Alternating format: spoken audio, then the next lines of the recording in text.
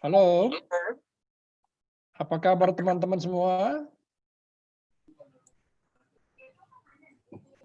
Halo Pak Kosmas, we're doing good here. Ya, apa kabar Ibu? Baik Pak, long time no see Pak Kosmas. Enggak, jauh di mata tetap dekat di hati, Yes, Bu. exactly Pak. Sehat walafiat semua ya, Bu ya? Sehat, alhamdulillah. Alhamdulillah. Iya.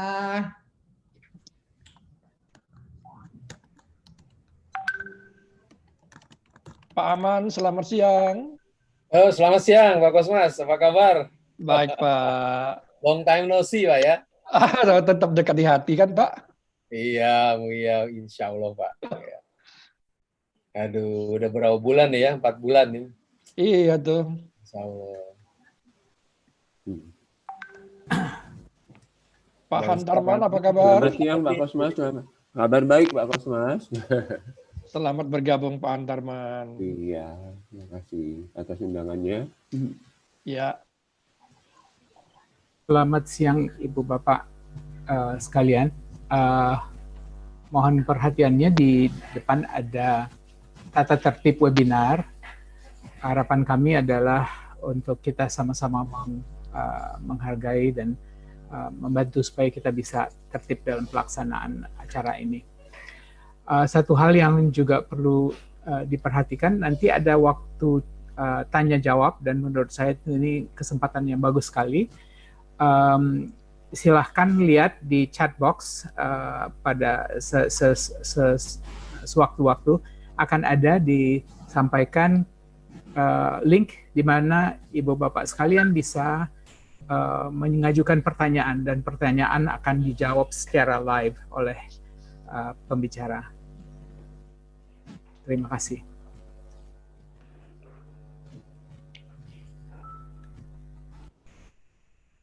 Saya rasa kita udah bisa mulai.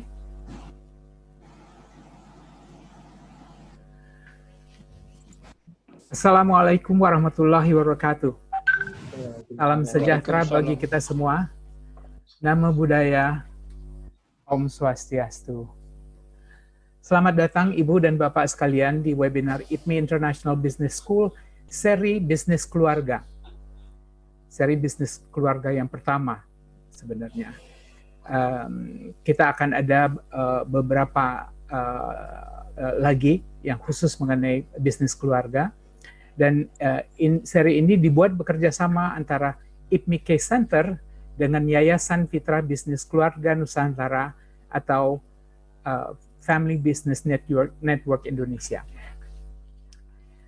Sebelum kita mulai acara ini, mari kita bersama-sama menyanyikan lagu Indonesia Raya. Mohon berdiri dalam keadaan siap atau duduk tegap. Fajri, silahkan Indonesia Raya. Indonesia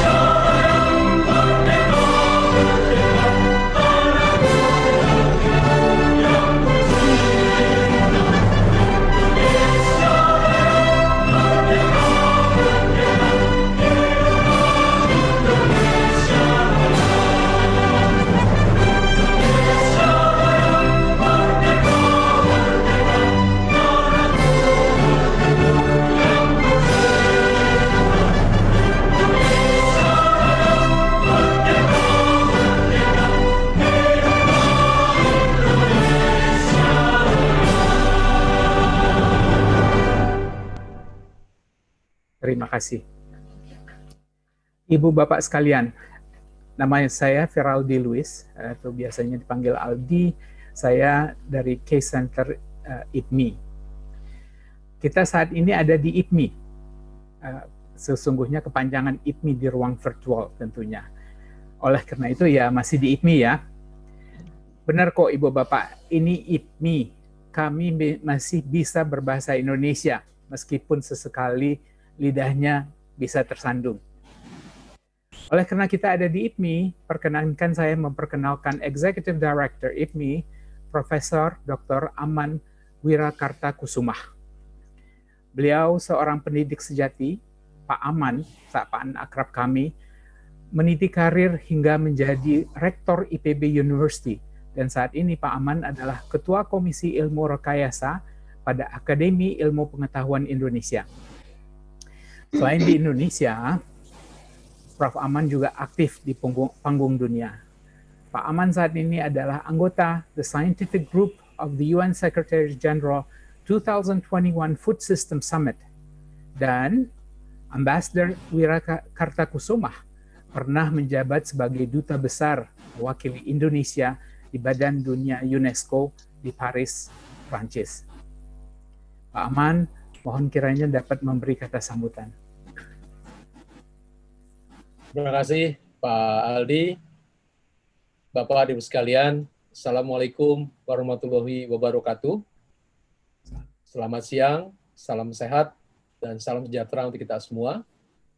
Yang kami hormati Ibu Santi Poso Sucipto, Pak Mustafa Yatim sebagai pimpinan yayasan, Pak Alwin Arifin dan pembina dari YPMI, Bapak Ibu alumni dan keluarga besar IPMI, Sivitas Akademika IPMI, serta seluruh peserta virtual seminar yang kami hormati. Selamat datang dan terima kasih atas keikutsertaannya dalam seminar virtual IPMI International Business School.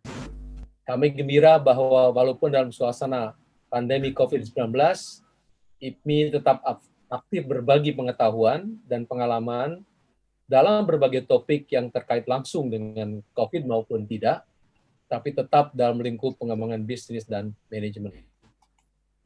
Topik yang dipilih hari ini adalah profesionalisasi bisnis keluarga, pemisahan operasional, dan kepemilikan. Hal ini menjadi menarik karena sebagian besar perusahaan adalah usaha keluarga. Ini berlaku di seluruh dunia, termasuk di Indonesia. Tidak terkecuali, bisnis di mana IPMI berada juga merupakan bagian dari suatu kegiatan bisnis keluarga. Meskipun bisnis keluarga, ada bisnis yang bisa melebihi usianya 1000 tahun dan tetap bisa bertahan. Akan tetapi umumnya atau sebagian besar 90% bisnis keluarga hanya bertahan sampai generasi ketiga. Bahkan sampai 70% dari perusahaan keluarga tersebut tidak bisa melampaui generasi pendiri. Oleh karena itu, bagi perusahaan keluarga yang bisa bertahan, di mana sampai generasi ketiga masih terlibat dalam usahanya, ini pasti luar biasa.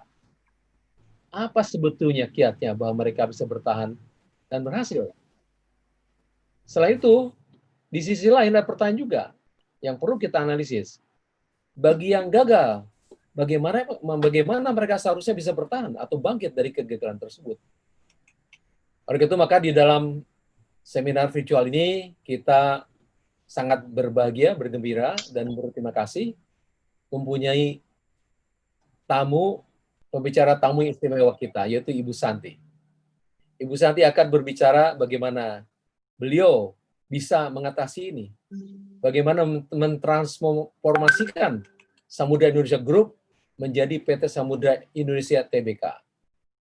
Dan mereka sekarang adalah generasi ketiganya. Sedangkan Bu Santi itu dari second generation. Untuk ini, kami atas nama IPMI menyampaikan terima kasih kepada Bu Santi yang telah bersedia menjadi pembicara dan sharing berbagi kiat tersebut dengan kita. Terima kasih kepada tim penyelenggara dan juga kepada seluruh peserta yang telah atau akan mengikuti acara dengan baik, dan selamat mengikuti seminar virtual IPMI. Sekian, terima kasih. Assalamualaikum warahmatullahi wabarakatuh. Waalaikumsalam. Terima kasih Pak Aman. Ibu Bapak sekalian, hari ini hadir di antara kita ada Ketua FBN Indonesia, Family Business Network Indonesia, Bapak Kosmas Kristanmas. Pak Kosmas dengan bangga saya mengatakan adalah lulusan IPMI program MBA. Dan Pak Kosmas di luar kegiatannya sebagai ahli dan konsultan IT mengajar di Universitas Parahyangan mata kuliah Manajemen Bisnis Keluarga. Ibu Bapak, saya perkenalkan Pak Kosmas Kristanmas. Pak Kosmas, silahkan. Selamat siang Pak Aldi dan para hadirin yang ada di dalam grup webinar ini. Nama saya Kosmas. Izinkan saya memperkenalkan Yayasan FBN, bukan memperkenalkan diri saya ya Pak Aldi ya. Untuk itu saya akan share screen dan minta waktu Bapak Ibu untuk beberapa menit. Sudah melihat slide saya? Sudah bisa melihat slide saya, Pak, Bu? Belum. Sudah. Oke, baik. Ini adalah FBN atau Yayasan Fitra Bisnis Keluarga Nusantara. Bagi kita sudah terbiasa dengan istilah Fitra atau Fitri ya. Kembali kepada sesuatu yang dicita-citakan, kira-kira begitu. Apa yang menjadi cita-cita dari FBN? Nanti kita akan sampai kepada slide itu. Yayasan FBN adalah suatu yayasan sosial non-profit didirikan di Jakarta awal Januari 2014 oleh beberapa akademisi, entrepreneurs, dan profesional. Khususnya di sini adalah Pak Anugrah Pekerti, Pak Jos Tahija, dan Ibu Shanti sendiri, di samping Pak Alberto Hanani, Pak Amir Abadi Yusuf, dan Pak Yosep Angkasa. Beberapa dari Bapak Ibu ini sudah terlibat dalam studi mengenai bisnis keluarga sejak lama, ya. Sejak tahun 85 atau berapa ya, 35 tahun yang lalu begitu. Dan hingga sekarang Ibu Shanti dan Pak Jos itu aktif di FBN Asia, Family Business Network, dan dari sinilah kami mengambil singkatan FBN untuk Fitra Bisnis Keluarga Nusantara. Saat ini para beliau pendiri itu menjadi Dewan Pembina dan Pengawas, dan saya sebagai Ketua sehari-hari beserta Ibu Wati sebagai Sekretaris Yayasan. Kami didirikan dengan akte notaris dari Notaris Simon Sudarso. Tujuan dari yayasan ini sederhana, itu mempromosikan tata kelola yang baik, corporate governance, dalam mengelola bisnis keluarga melalui public seminar seperti sekarang ini, juga melakukan training dan rencana kami untuk publikasi. Bagaimana caranya? Kami terus terang menggunakan tangan-tangan kami melalui perguruan tinggi untuk kami perkuat sebagai learning centers, khususnya untuk menjangkau generasi muda sebelum mereka aktif di dalam bisnis keluarga. Di samping itu melalui berbagai kegiatan, kami juga menyelenggarakan kelompok-kelompok diskusi dengan keluarga-keluarga bisnis. Itu adalah tujuan atau cita-cita kami. Saat ini kami sudah bekerja sama dengan IPMI dan Universitas Parahyangan di samping Universitas Petra di Surabaya, kerjasama dengan kelompok Rotary, Subject Matter Expert para ahli. Di samping itu kami juga mendapat dukungan atau kerjasama dari lembaga internasional. Selain FBN Asia tadi, adalah IFC, International Finance Corporation, bagian dari Bank Dunia, dan Business Families Foundation di Kanada. Ini adalah kerjasama kami dengan IFC, Bank Dunia, yang ditandatangani Juni 2014. Kemudian sejak itu kami bekerja sama dengan Rotary Club menyelenggarakan sejumlah seminar di Jakarta maupun di Medan. Lalu November 2016 kami diterima untuk bekerja sama dengan IPMI. Ini adalah MOU pada waktu itu, dan sejak itu kami sudah menyelenggarakan beberapa kali seminar terbuka secara on-site di kampus IPMI antara 2016-17, lalu bersama dengan tamu dari Filipina kami juga berkunjung ke Universitas Katolik Parahyangan di Bandung untuk menyelenggarakan seminar yang sama, dan kami juga mendapatkan pencerahan dan perluasan pengetahuan dari IFC, dan ini adalah kegiatan kami di Jakarta 2018. Terakhir sebelum COVID, kami juga menyelenggarakan seminar terbuka di IPMI dengan pembicara dari NUS, National University of Singapore. Nah, ini adalah tanda dimulainya kerjasama kami dengan Universitas Katolik Parahyangan, ditandatangani November 2018. Di dalamnya adalah mengampu bersama mata kuliah baru manajemen bisnis keluarga untuk program studi manajemen S1 di Unpar. Di samping itu juga menyelenggarakan public seminar dan rencana selanjutnya Family Business Forum, Research, dan sebagainya. Nah, apa yang kami selenggarakan sebagai pemangku mata kuliah di Unpar, Bapak Ibu bisa melihat sendiri di sini adalah topik-topik mata kuliah kami per minggu, overview, 3 circle model, next generation women leadership, dan sebagainya. Terakhir, mahasiswa diberi tugas untuk melakukan pengamatan terhadap keluarga bisnis dan berbagi presentasi untuk belajar bersama.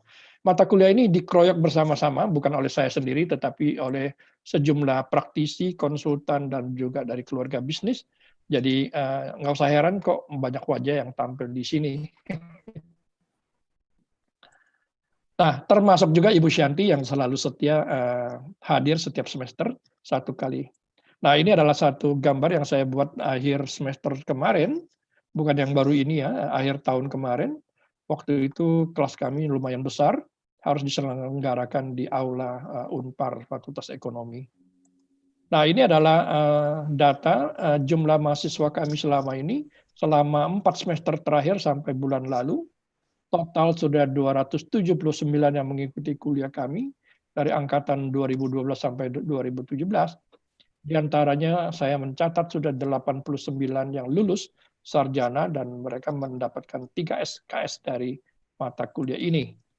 Dengan Parahyangan juga kami menyelenggarakan seminar terbuka, waktu itu mengenai kepemimpinan kaum perempuan di dalam bisnis. Waktu itu Ibu Shanti juga pembicara bersama Ibu Nurhayati dari Wardah, bersama dukungan dari IFC Bank Dunia.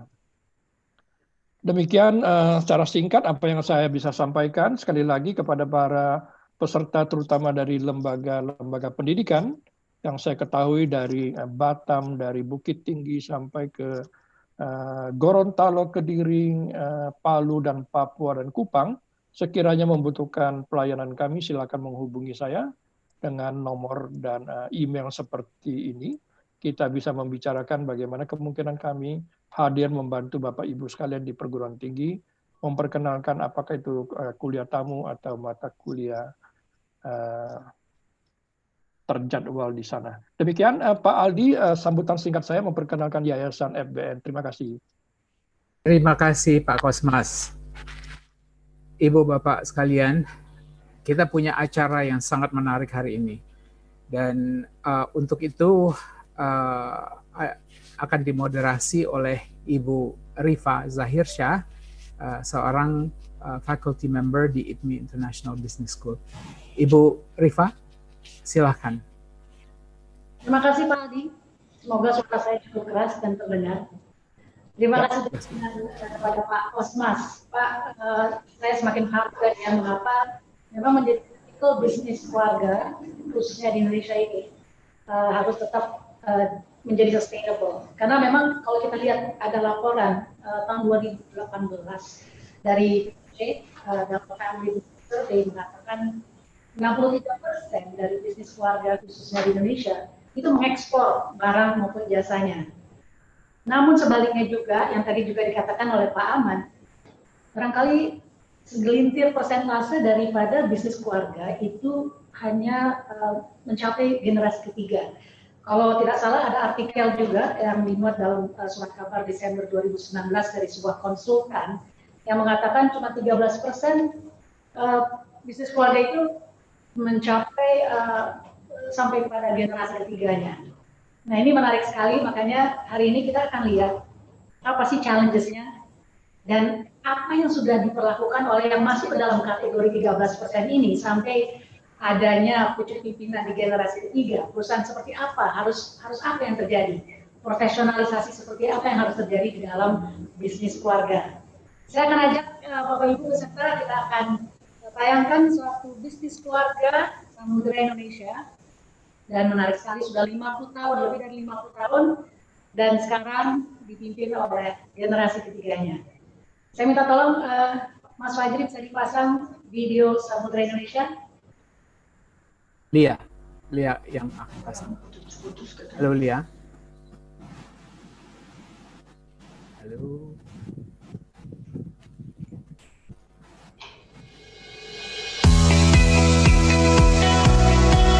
Samudra Indonesia's journey begins in the 1950s. From its founder's vision to connect Indonesia. Berhenti. Tanya lagi.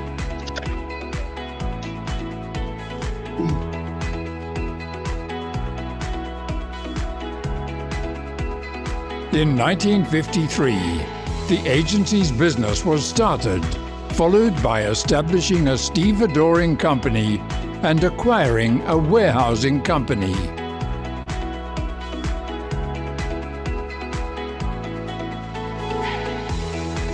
Which later, those companies become Samudra Indonesia.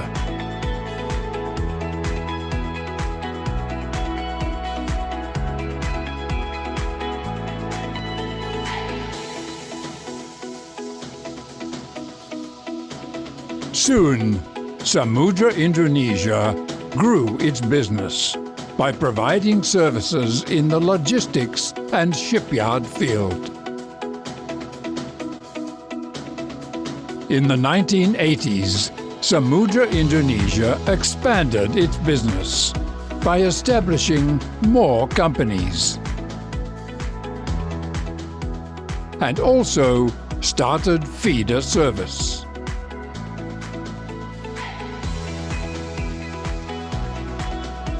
The following decade, Samudra Indonesia continuously grew.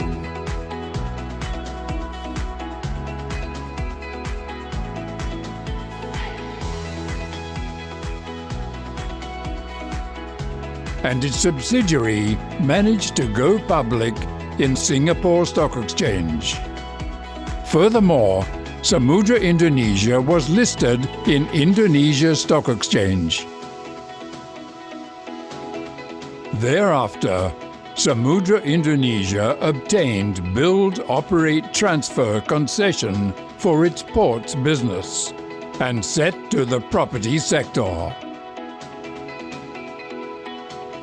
Over half of the century, the group has more than 100 companies serving its valuable customers through 6 business lines: shipping, logistics, ports, shipyard, property, and services.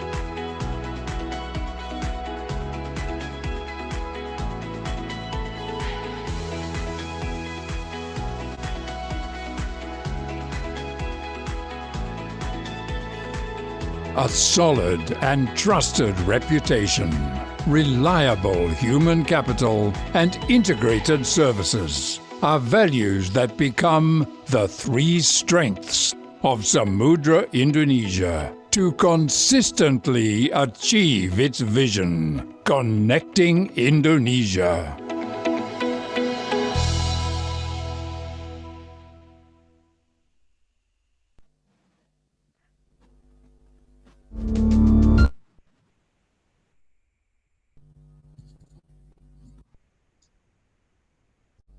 Terima kasih. Alright, Halo. thank you. Semoga tadi katanya ada sedikit menggema suara Aldi, Iya Bu, tapi jelas ya. Oke. jelas, Kalau jelas, saya lanjut. jelas. Ya, silakan baik. Bu Rifa. Jadi- Silakan Bu Rifa. 50 years of connecting Indonesia. Menarik sekali dari logonya ya. Nah, saya akan sekarang perkenalkan Putri Sulung dari Bapak Sudarko Sastrotomo. Tapi saya mau bacakan dulu nih latar belakang beliau.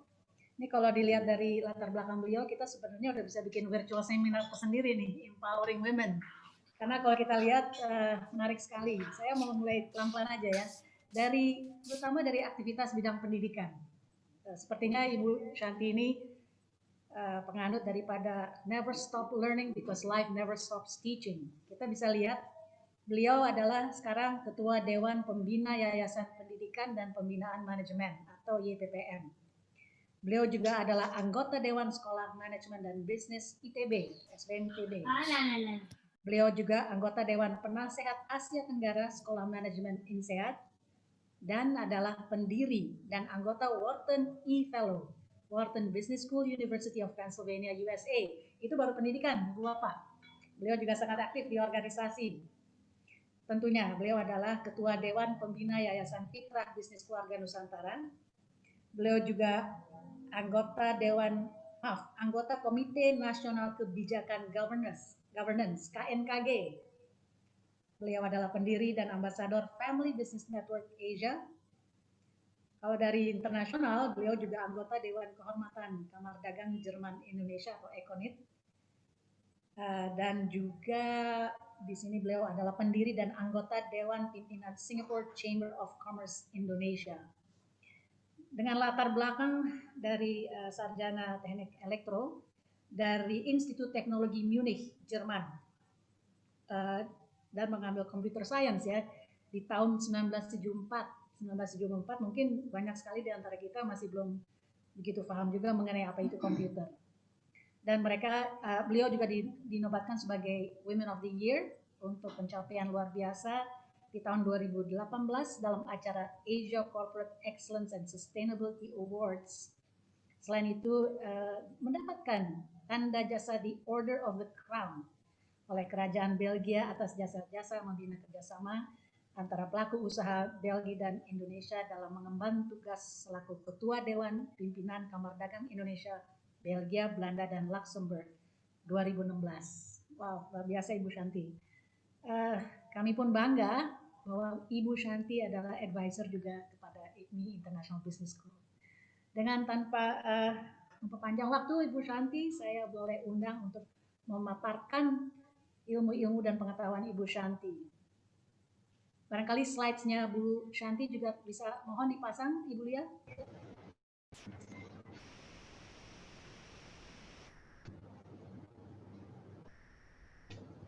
Assalamualaikum warahmatullahi wabarakatuh.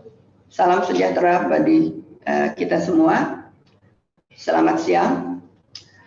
Saya akan coba berbagi pengalaman atas apa yang kami tempuh selama berkarya untuk kepentingan negara maupun kepentingan dunia usaha yang kami tekuni.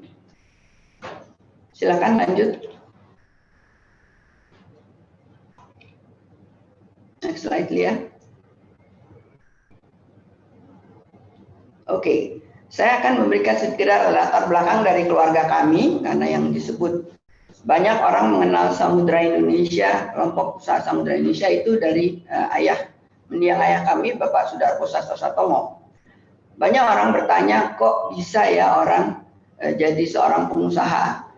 Kita mungkin harus jelas balik sedikit kepada latar belakang kedua orang tua kami, yaitu Pak Sudarko Sastrotomo dan Ibu Min Sudarko. Dua-duanya itu dibesarkan oleh dua orang wanita yang menurut saya itu wanita perkasa karena mendiang kakek dan nenek saya, dua-duanya nenek saya dua-duanya itu membesarkan anak putra putrinya itu mandiri secara mandiri karena kakek saya meninggal ketika ayah saya usianya 7 tahun dan nenek saya bercerai dengan kakek saya di sisi ibu ketika ibu masih berusia 3 bulan. Tapi kalau kita lihat latar belakang mereka, kakek saya adalah salah satu anggota Budi Utomo di tahun 1900 dan ditugaskan oleh Budi Utomo mendirikan Budi Utomo di Sumatera Utara sehingga ayah saya lahir di Pangkalan Susu.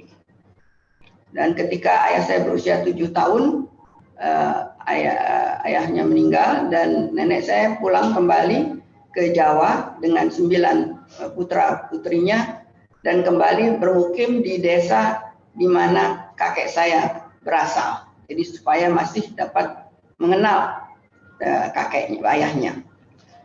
Nenek saya tidak pernah sekolah, jadi dia autodidak, dia belajar membaca dari kakak-kakaknya.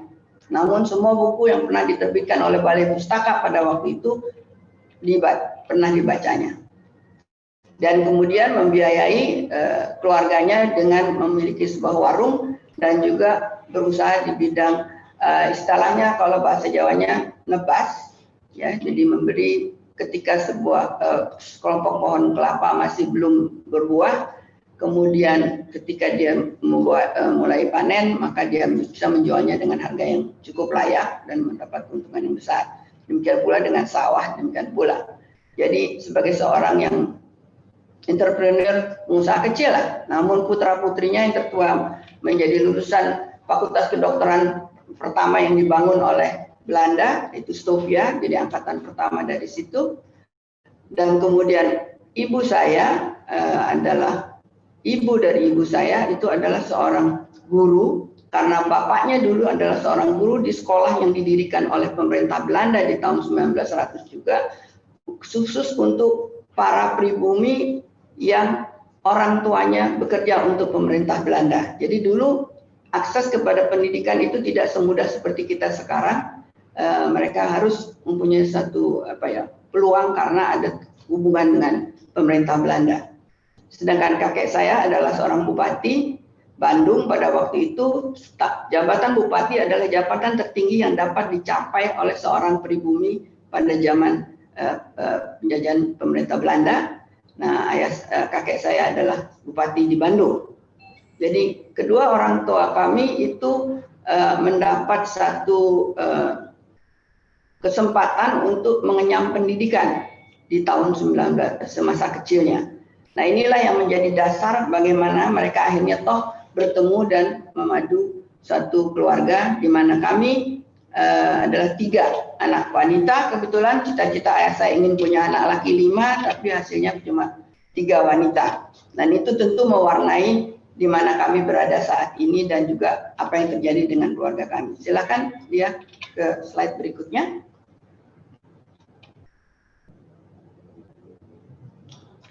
Keluarga kami, jadi seperti tadi saya utarakan, kami sudah mencapai 4 generasi. Kalau kita mulai dari ayah dan ibu, kami sebagai diutarakan kami bertiga. Cita-cita utama orang tua kami adalah bahwa kami harus selesai sekolah. Artinya kami harus mempunyai paling tidak satu tamat pendidikan, karena kedua orang tua kami karena era perjuangan harus putus sekolah karena kemudian menjadi pejuang kemerdekaan. Kemudian saya sebagai tadi diutarakan oleh Bu Rifa, sarjana elektroteknik dengan bidang spesialisasi computer science. Adik saya seorang profesor di Fakultas Kesehatan Masyarakat, mengambil S2-nya di John Hopkins karena bekerja di Universitas Indonesia Fakultas Kesehatan Masyarakat. Sedangkan saya yang bungsu adalah seorang wira swasta, belajar mengenai interior arsitek dan mempunyai suatu perusahaan sendiri di bidang tata ruang. Masing-masing adik saya memiliki anak 3. Jadi kami dari 3 perempuan lahir 5 laki dan 1 wanita.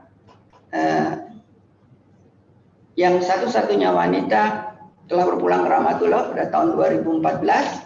Suami saya berpulang ke Rahmatullah juga tahun 2014. Adik ipar saya berpulang ke Rahmatullah tahun 2004. Jadi kami cuma punya 1 mantu laki-laki dari orang tua saya yang masih ada. Dan kemudian kita lanjutkan, masing-masing sekarang punya 3, kami sekarang terbalik, jadi di generasi keempatnya lebih banyak wanitanya, prianya alhamdulillah sekarang 2. Jadi itu ada satu takdir ilahi yang dari perempuan jadi laki, laki jadi perempuan gitu mayoritasnya, jadi cukup menarik. Silakan lanjut. Kalau kita melihat menapak tilas karir dari ayah saya, di tahun 1948 usia ayah saya 28 tahun, beliau masuk ke delegasi yang dikirim oleh pemerintah Indonesia, dalam delegasi yang mewakili Indonesia untuk memperjuangkan diterimanya Indonesia sebagai republik yang baru merdeka sebagai anggota Dewan Keamanan PBB. Salah satu alasan kenapa itu dilakukan ialah karena pada waktu kita memproklamasikan kemerdekaan, Belanda dan Inggris masuk kembali ke Indonesia ketika Jepang kalah perang di tahun 45, sehingga Belanda masuk kembali, namun kita mempunyai pemerintahan yang diungsikan ke Yogyakarta. Dan untuk dapat katakan ngusir Inggris dan Belanda secara legal, maka seyogyanya Indonesia harus diakui sebagai suatu negara berdaulat. Oleh karena itu dikirim sebuah delegasi oleh Perdana Menteri Sultan Syahrir ke Dewan Keamanan PBB untuk memperjuangkan diterimanya Republik Indonesia sebagai anggota Dewan Keamanan PBB. Dan Bapak adalah seorang yang dikirim sebagai orang yang harus melakukan public relation karena beliau bergerak di bidang media waktu itu.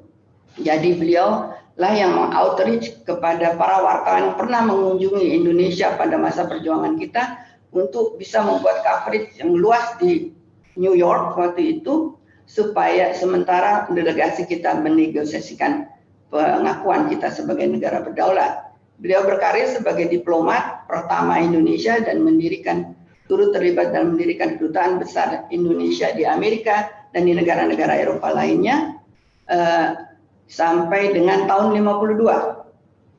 Karena tahun 50-an kita diakui sebagai negara berdaulat, maka kita mempunyai kedutaan besar Indonesia di Amerika di Washington DC sekitar tahun 50. Tahun 50 sampai 52 ayah kemudian berkarir sebagai press attaché di kedutaan besar Indonesia di Amerika. Tapi bagi beliau sebagai seorang pemuda yang selalu bersikap independen, beliau merasa terkukung dengan birokrasi yang terjadi setelah terjadinya pengukuhan kedutaan di Indonesia dan melihat peluang yang cukup besar di Indonesia setelah melihat apa saja yang ada di Amerika dari segi kewirausahaan maupun dari segi peluang-peluang yang bisa bermanfaat bagi Indonesia waktu itu. Yang salah satu yang beliau lihat, yang temukan adalah dipakainya komputer waktu itu untuk pertama kali untuk menghitung suara di melakukan quick count di pemilihan presiden Amerika pada tahun 52. Disitulah lahir suatu tekad dari beliau untuk membawa teknologi komputer itu ke Indonesia. Beliau kembali ke tanah air mulai dengan menjabat sebagai direktur di satu perusahaan Amerika yang mewakili kepentingan usaha Amerika di Indonesia, yaitu bidang mesin tik dan mesin radio, karena itulah teknologi yang waktu itu dipasarkan oleh dunia barat ke Asia, belum komputer. Kemudian pada tahun 53 beliau atas saran daripada kawan-kawan usahanya, dagangnya di Amerika, disarankan untuk mengambil alih sebuah perusahaan Belanda yang mewakili perusahaan pelayaran Amerika pada saat itu, yaitu Isthmian Lines. Dan pada tahun 53 beliau berhasil meyakinkan pemilik perusahaan-perusahaan Belanda itu untuk menjual kepemilikan mereka kepada Pak Darpo dengan kawan-kawannya, karena pada waktu itu sejak tahun 50 sampai tahun 57-an maka terjadi suatu negosiasi antara pemerintah sekutu dengan pemerintah Indonesia. Mereka harus menyerahkan kedaulatan dan menyerahkan segala kepemilikan mereka di Indonesia kepada pihak Indonesia. Situlah saya kira lahirnya juga sekitar tahun itu BUMN kita, karena banyak perusahaan Belanda dinasionalisasi oleh pemerintah Indonesia menjadi BUMN sekarang. Nah, Ista selamat karena ayah membelinya sebelum perusahaan itu terkena imbas akan dinasionalisasi. Jadi suatu peluang yang Bapak peroleh pada tahun 53, dan pada tahun 55 beliau dengan kawan-kawannya mendirikan asuransi bintang dan Bank Niaga yang kita kenal hari ini dengan CIMB Niaga.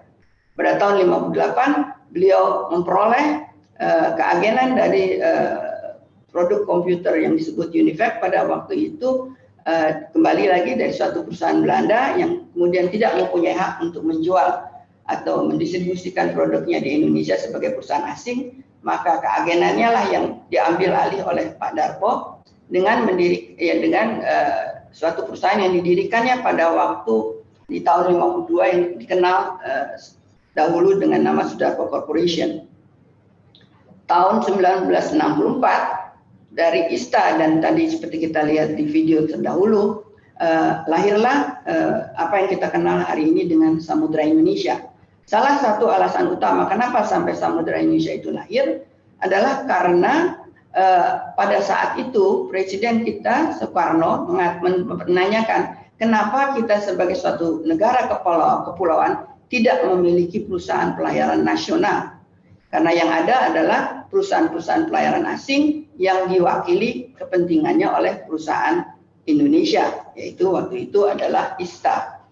Nah, Pak Darpo mengatakan kita bisa mendirikan satu perusahaan pelayaran nasional bila waktu itu pendapatan valuta asing yang dihasilkan oleh perusahaan-perusahaan nasional Indonesia yang harus didepositokan di Bank Indonesia karena pada waktu itu itulah cadangan valuta asing negara kita. Akhirnya dari hasil perusahaan-perusahaan di Indonesia melakukan ekspor dan impor dan mereka memperoleh penghasilan dalam valuta asing. Dan itu dulu harus didepositokan di Bank Indonesia. Nah, bila itu dibebaskan, kembalikan kepada itu, maka akan cukup dana untuk membeli kapal. Dan itulah yang dilaksanakan Pak Darpo. Bila kita lihat, maka usia Pak Darpo pada saat itu di tahun 1964 baru 44 tahun. Jadi kalau kita melihat milenial sekarang, ya Pak Darpo pada waktu ya masih milenial lah. Jadi sikap dari Pak Darpo tidak banyak beda dengan para milenial sekarang. Kira lanjut, Bu Lia.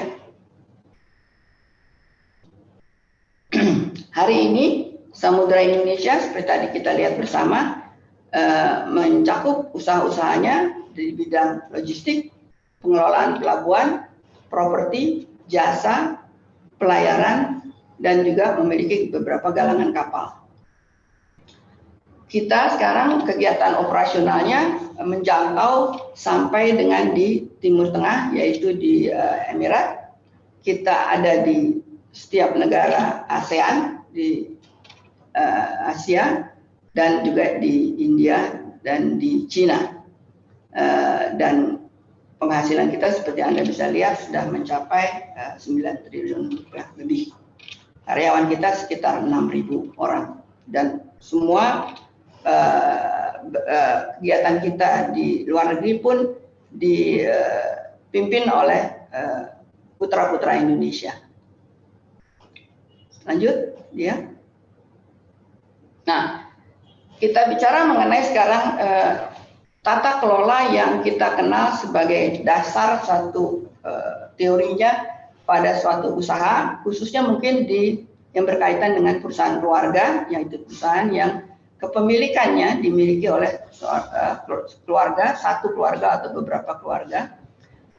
Kita mengenal ada the three circle model, yaitu lingkaran merah adalah itu wahana untuk keluarga, lingkaran kuning adalah wahana bagi orang-orang yang mendirikan perusahaan itu sebagai pemegang saham atau sebagai pendiri, dan lingkaran biru adalah wahana daripada dunia usahanya atau organisasi usahanya.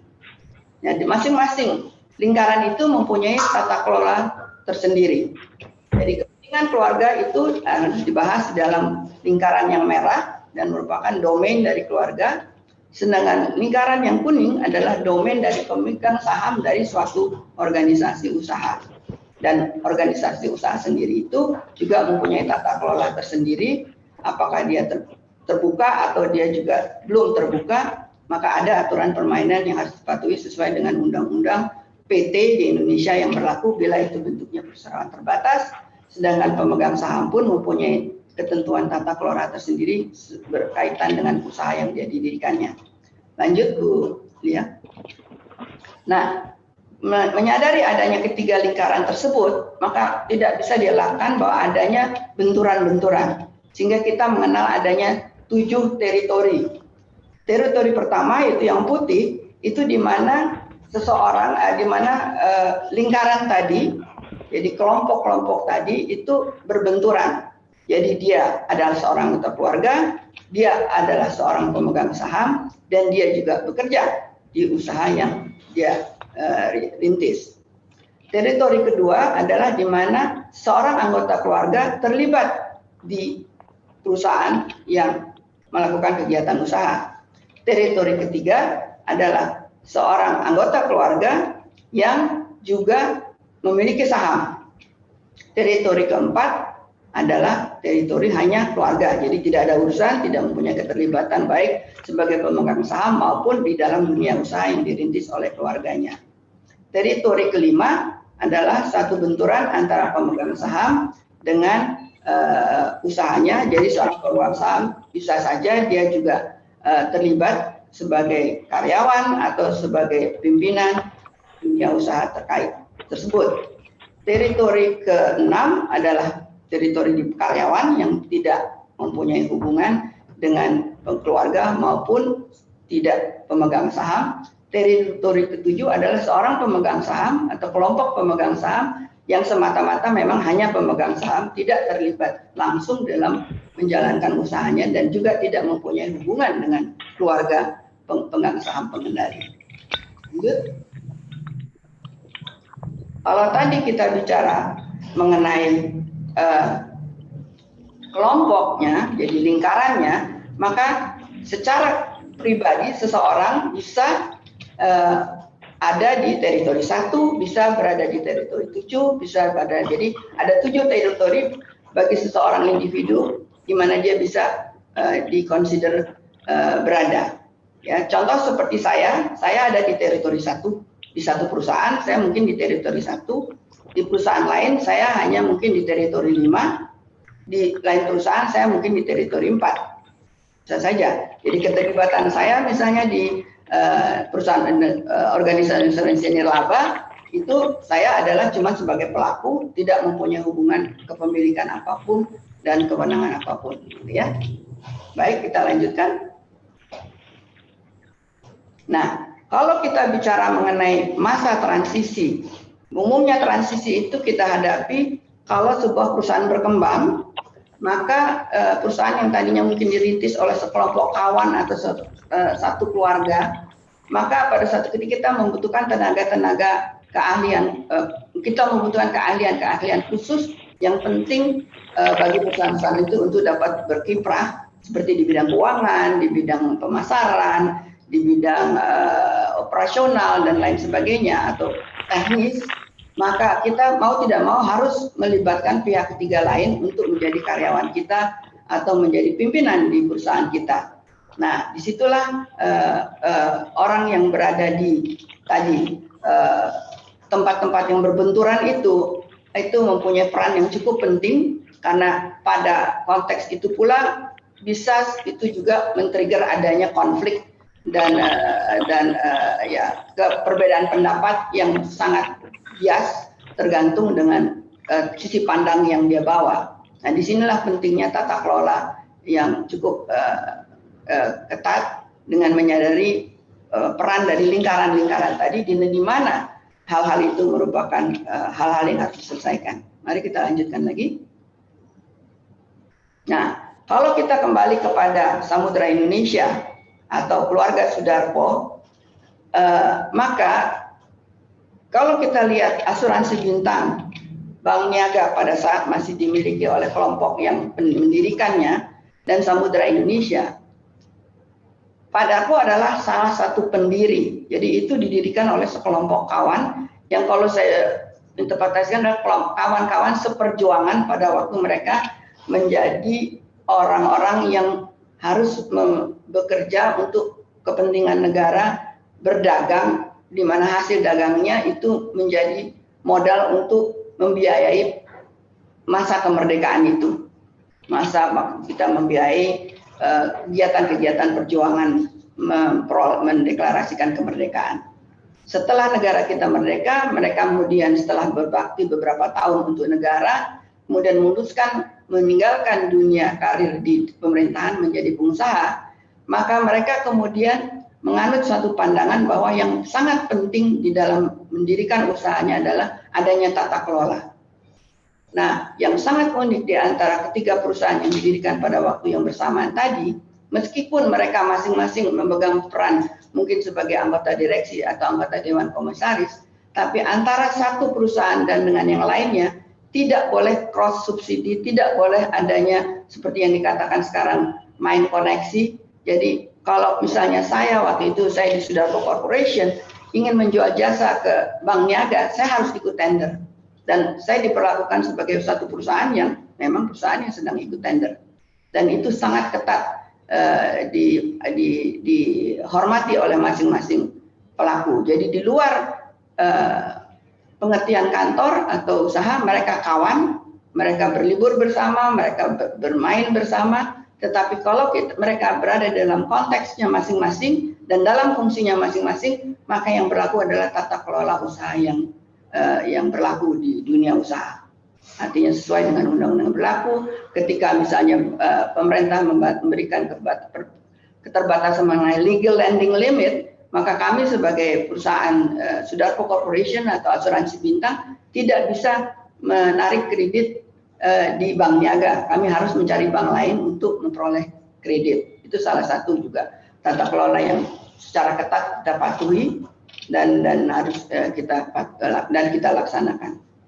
Nah, itu khusus mengenai bagaimana mereka mengelola perusahaan yang mereka dirikan. Jadi human capital profesionalisasi adalah suatu dasar yang sangat dipatuhi oleh mereka sejak didirikannya perusahaan mereka, dan mereka melakukan profesionalisasi secara sadar. Seperti asuransi Bank Niaga misalnya, dia membeli sistem perbankan modern di tahun 74 dari Citibank, dan itulah yang melandasi keunggulan Bank Niaga pada saat itu dalam memasuki dunia perbankan modern. Samudra Indonesia mewakili banyak perusahaan asing, sehingga dari situlah mereka juga belajar bagaimana suatu perusahaan pelayaran harus dikelola dan dipimpin. Dan anak-anak buah Samudra Indonesia di tahun 50-an itu kalau belajar ya harus magang di perusahaan-perusahaan prinsipal kami sampai dengan 3 tahun mereka belajar di situ. Dan setiap orang asing yang bekerja di Samudra Indonesia itu adalah bagian dari bagian dari Samudra Indonesia. Jadi misalnya orang perwakilan dari Hapag-Lloyd di Indonesia itu adalah pegawai dari Samudra Indonesia. Jadi yang berinteraksi dengan prinsipal atau keagenan dengan perusahaan yang diwakili adalah Pak Darpo sendiri. Jadi pimpinan dari perusahaan adalah yang mewakili kepentingan keagenan perusahaan asing itu di Indonesia, dan dengan mereka lah dia berinteraksi. Bukan dengan orang pegawai dia yang dari Jerman yang ditempatkan di Indonesia. Orang Jerman yang ditempatkan di Indonesia adalah karyawan dari Samudra Indonesia dan melapor kepada pimpinan dari PT Samudra Indonesia. Itu satu juga perjanjian tata kelola yang disepakati oleh kedua belah pihak yang dipraktekkan di Samudra Indonesia di tahun 50-an sampai hari ini. Nah, kalau kita berbalik kepada keluarga, maka kami generasi kedua dari setiap pendiri Samudra Indonesia, Asuransi Bintang maupun Bank Niaga, tidak pernah diiming-iming oleh orang tua kami pada suatu hari kami akan mewarisi kepemilikan mereka di perusahaan tersebut, ataupun kami terlibat di dalam perusahaan tersebut. Jadi kami dicanangkan untuk bekerja di perusahaan lain, dididik untuk mencapai satu knowledge. Karena ayah saya mengatakan uang itu bisa, saya tidak akan kasih uang kepada kalian karena uang itu bisa saja hilang, diambil orang dan Anda tidak akan punya apa-apa. Tapi kalau Anda mempunyai satu ilmu yang Anda kuasai dan miliki, nah itu adalah merupakan modal untuk hidup di masa depan. Dan itulah yang memang dicanangkan. Pengertian mengenai apa itu kepemilikan dan apa itu manajemen, itu pun sangat tegas disampaikan kepada kami. Sebagai contoh yang paling ringan adalah misalnya kita tahu orang tua kita memiliki mobil dinas, memiliki mobil pribadi. Maka kepada kami diingatkan kalau kami ingin pergi bepergian, maka kami harus memakai fasilitas mobil pribadi beliau.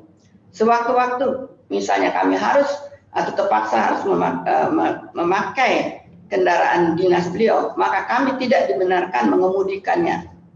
Hanya dibenarkan kalau yang mengemudikan adalah supir yang memang diassign dari perusahaan mengendarai mobil itu. Karena tanggung jawab daripada pemakaian kendaraan itu ada di ayah yang didelegasikan pada supir yang merupakan pegawai dari perusahaan tersebut. Kami tidak dibenarkan sebagai pribadi memakai kendaraan itu sendiri. Kedua adalah misalnya memakai fasilitas kendaraan yang dipinjam untuk kepentingan keluarga sewaktu-waktu. Maka yang bisa menginstruksikan kepada yang berwenang atas kendaraan itu adalah pegawai perusahaan, bukan saudara. Ya, jadi kalau misalnya kakak ayah saya keluar kota kemudian membutuhkan kendaraan, maka ayah saya lah yang harus menginstruksikan kepada kepala cabang untuk bukan memberikan fasilitas, tapi melayani kakak ayah saya. Sewaktu-waktu kakak ayah saya keluar kota, dia tidak bisa langsung ke kepala cabang mengatakan saya mau pakai mobil Anda atau saya minta diantar ke sana ke sini, unless ayah saya yang menginstruksikan mereka. Nah, itu kejadian. Jadi pada satu ketika kakak ayah saya keluar kota, menelpon kepala cabangnya dan minta kendaraan gitu dari kepala cabang yang tahu tata kelola perusahaan, kemudian menelpon ayah saya, Pak maaf, saya ditelepon oleh kakak ayah saya, kakak bapak yang ingin memanfaatkan fasilitas kendaraan perusahaan Pak. Lalu ayah saya bilang oke, tapi kemudian ayah saya langsung mengangkat telepon terlebih dahulu, menelpon kakaknya dan menegur kakaknya. Anda tidak berhak menelpon kepala cabang saya minta kendaraan. Tapi itu kakak ayah saya bilang, ya tapi kan tempo hari saya bisa pakai mobil. Ya, itu karena saya yang memberikan kewenangan itu kepada dia. Jadi tidak bisa Anda begitu saja menelpon kepada kepala cabang saya minta kendaraan. Itu adalah satu contoh bagaimana Bapak menanamkan pengertian governance ya secara kesehariannya kepada kami dan kepada sanak saudaranya mengenai apa artinya tata kelola di satu konteks yang tadi saya jabarkan. Lanjut. Iya. Nah, sekarang kita beralih kepada faktor kepemilikan. Jadi sampai dengan tahun 1994 kepemilikan atas saham di perusahaan-perusahaan yang Anda lihat di layar itu atas nama Bapak pribadi.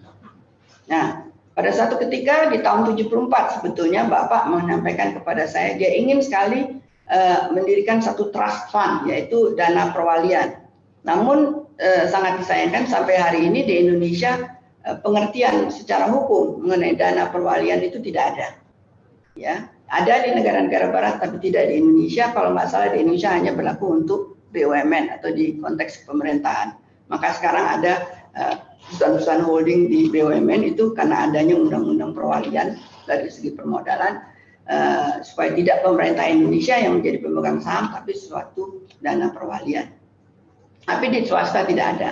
Sehingga apa yang dilakukan dengan setelah berkonsultasi dengan antara lain Ibu Kartini Mulyadi pada waktu itu dan Pak Utomo Yosudirjo dari SGV di tahun 74. Tapi tidak bisa kami lakukan pada tahun 74, baru kami bisa lakukan di tahun 94, adalah di mana data kepemilikan pribadi Pak Darpo itu diinbrengkan ke satu perusahaan perseroan terbatas yang kami sebut hari ini Ngurumat Gondo Utomo. Jadi semua kepemilikan saham pribadi Bapak itu dimasukkan ke PT Ngurumat Gondo Utomo. Dengan demikian, pemegang saham dari perusahaan-perusahaan yang Anda lihat di layar itu adalah PT Ngurumat Gondo Utomo. Dan PT Ngurumat Gondo Utomo pemiliknya, pemegang sahamnya adalah Pak Darpo. Nah, pada tahun 2006, pada waktu itu Bapak sudah lanjut usianya dan ada kemungkinan Bapak mungkin akan, waktu itu ada salah diagnosa, mengatakan Bapak mungkin akan kena demensia. Jadi Bapak bilang sebelum saya kehilangan ingatan saya, saya hibahkan kepemilikan saya di PT Ngerumat Bondo Utomo itu kepada kalian, jadi kepada kami putri-putrinya. Jadi kepemilikan yang kami miliki adalah di PT Ngerumat Bondo Utomo. Apa yang menjadi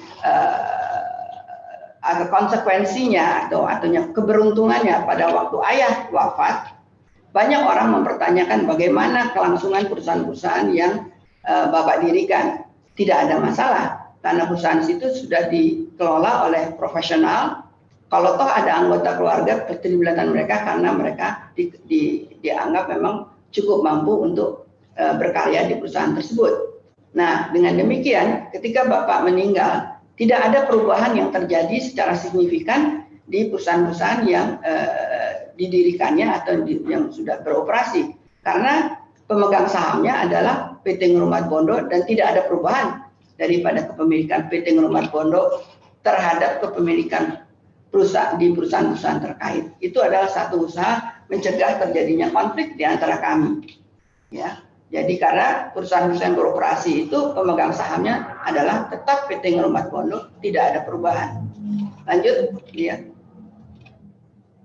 Nah, tentu ada terjadi suatu hal yang perlu kita sikapi setelah para pendiri kami meninggal, karena itu usia mereka sama, jadi rata-rata para pendiri dari Bank Niaga, Asuransi Bintang, dan Samudra Indonesia wafat sekitar tahun 2006-2007.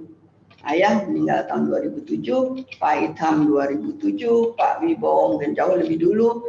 Jadi rata-rata mereka wafat pada tahun yang sama atau beda-beda 1 tahun, 2 tahun.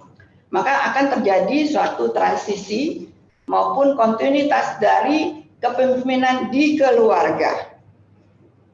Ya, karena ownership transition tadi seperti Anda lakukan, sudah dilakukan ayah di tahun 2006, tapi dari ownership dari PT Ngerumat Bondo Utomo, tidak dari ownership dari perusahaan Samudra Indonesia, Asuransi Bintang, ataupun Bank Niaga waktu itu sudah tidak kami miliki lagi. Nah, tentu ada masalah finansial dan struktur pemegang saham pun sudah jelas, stewardship-nya juga cukup jelas karena kami bertiga. Tapi tentu ada satu hal yang berkaitan dengan keluarga. Saya kebetulan satu-satunya yang memang sedikit banyak paling mengetahui mengenai keterlibatan Bapak atau liku-liku bidang usaha Bapak, bukan karena saya kebetulan karena saya anak Bapak, tapi karena kebetulan bidang saya adalah bidang information technology dan saya perusahaan tersebut menjadi pelanggan kami kebetulan. Jadi saya sedikit banyaknya banyak mengetahui mengenai ruang lingkup usaha tersebut. Tapi memang saya juga sengaja menanyakan kepada Bapak apa tanggung jawab kami pada satu ketika bila Bapak tidak ada, ya itu sudah jelas dengan kepemilikan kami di Ngerumat Bondo Utomo. Tetapi beliau hanya berkiprah bahwa sebaiknya mayoritas kepemilikan saham pengendali itu dipegang bersama, bukan dipegang bersama oleh kami sendiri, tapi oleh para pendirinya. Jadi kami dari generasi kedua para pendiri itu kemudian masing-masing memang mempunyai semacam Ngerumat Bondo dan kita mau tidak mau akhirnya mewarisi kepemilikan itu melalui perusahaan perusahaan yang disebut Ngerumat Bondo Utomo. Di keluarga kita mempunyai namanya Srihana dan keluarga Pangestu juga mempunyai demikian. Itu maka kami ya harus mengambil sikap bahwa kami adalah mewakili kepentingan pemegang saham, bukan mewakili kepentingan kami, mewakili pemegang saham kami di masing-masing usaha tersebut. Jadi itu adalah suatu hal yang harus kami sikapi sebagai generasi kedua. Dan secara keluarga, apa yang saya lakukan pada waktu saya mengajak adik-adik saya dan suami kami yang masih ada waktu itu dan cucu tertua dari orang tua kami untuk ikut satu program pendidikan di Sekolah Manajemen INSEAD mengenai apa itu bisnis keluarga. Di situ kami bersama-sama selama 1 minggu dididik mengenai peran dan tadi batasan-batasan 3 lingkaran tersebut dan bagaimana kita harus bekerja sama belajar mendengar dan lain sebagainya, sehingga bahasa yang kami miliki dengan mengikuti pendidikan tersebut tentu menjadi sama. Lanjut Bu. Nah, tentu untuk melakukan suksesi penting sekali bahwa kita mempersiapkan siapa suksesi kita dari segi kepemilikan maupun dari segi kelangsungan perusahaan. Itu dari segi pemilikan. Tapi kalau dari segi operasional daripada perusahaan yang didirikan, yang mempunyai kegiatan, maka yang berlaku tentu adalah apa yang menjadi darah daging dari perusahaan tersebut sendiri, strateginya dan kualifikasi yang dibutuhkan. Tentunya dengan suatu hal yang kami tidak bisa elakkan terjadi, bahwa para pendiri berperan di perusahaan yang mereka dirikan sebagai anggota direksi atau sebagai ketua dewan komisaris atau anggota dewan komisaris sampai boleh dikatakan mungkin beberapa tahun sebelum akhir hidupnya. Hal itu tentu membawa dampak yang negatif kepada perusahaan yang dikelolanya karena mereka terbiasa dengan perilaku dan juga tata kelola yang berlaku yang mungkin belum sepenuhnya terjabarkan sampai ke detail. Misalnya kalau kita bicara dengan policy human capital, bicara dengan masalah-masalah pengembangan usahanya dan lain sebagainya, karena para pendiri itu adalah seorang wira swasta, sedangkan kami adalah professionals, sehingga tentu beda sikap pandang kita sebagai seorang profesional yang sudah berkiprah di dunia usaha lain dan di perusahaan-perusahaan lain. Jadi kita mempunyai satu sisi pandang yang berbeda. Kita terbiasa dengan adanya pergantian berhubungan dengan pengembangan karir dan lain sebagainya. Jadi memang bagi kami harus kemudian melihat bagaimana kondisi masing-masing perusahaan pada waktu itu. Kalau kita mau jujur, ada perusahaan yang jadi ikut tua gitu ya. Jadi karyawannya juga rata-rata juga usianya sudah mungkin lanjut. Dan ada yang tapi yang muda-muda ada tapi mungkin belum berperan dan lain sebagainya. Sedangkan dunia itu sudah berubah.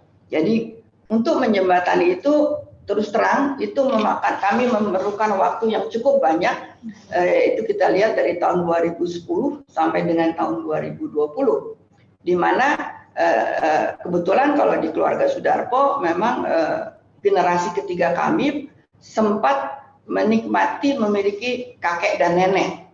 Jadi mereka mengenal kakek dan neneknya dan mau tidak mau nilai-nilai yang diturunkan kepada kami sebagai putra-putrinya pun turun langsung kepada cucu-cucunya. Nah ini merupakan satu tentu kalau saya bilang dalam bahasa Inggrisnya blessed, ya, karena mereka mengenal kakek dan neneknya. Jadi bagi kami sebagai orang tuanya juga tidak sulit untuk menanamkan kaidah-kaidah falsafah hidup atau sikap yang bersikap kejujuran, integritas, loyalitas, kepercayaan sesama, saling menghargai, keterbukaan.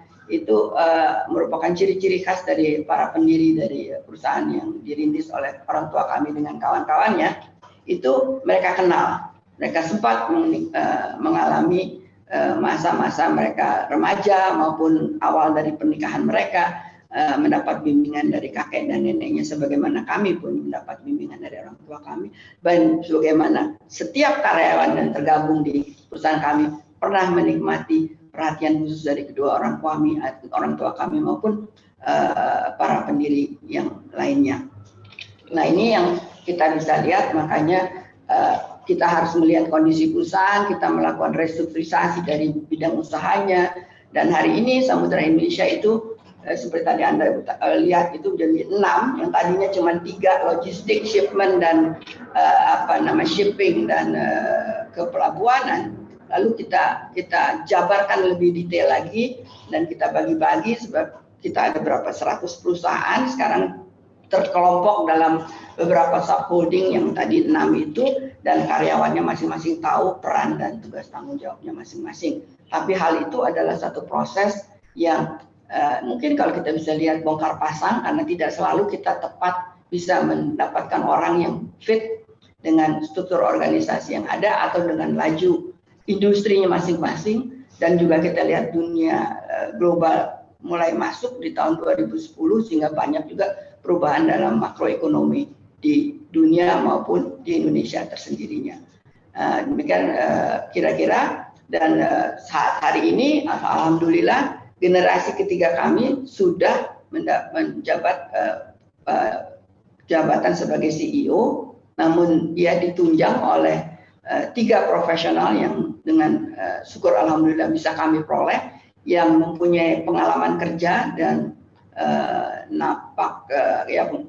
latar belakang pendidikan yang cukup memadai untuk konteks kegiatan usaha Samudra Indonesia saat ini, dan juga bukan dalam usia yang sudah lanjut tapi cukup matang dari segi kepribadiannya. Saya kira bisa kita lanjutkan, Bu Lia. Nah, tentu Anda bertanya, dan bagaimana dengan keluarga kami? Ya, kebetulan seperti tadi saya utarakan, kami mempunyai 5 pria sebagai generasi ketiga kami.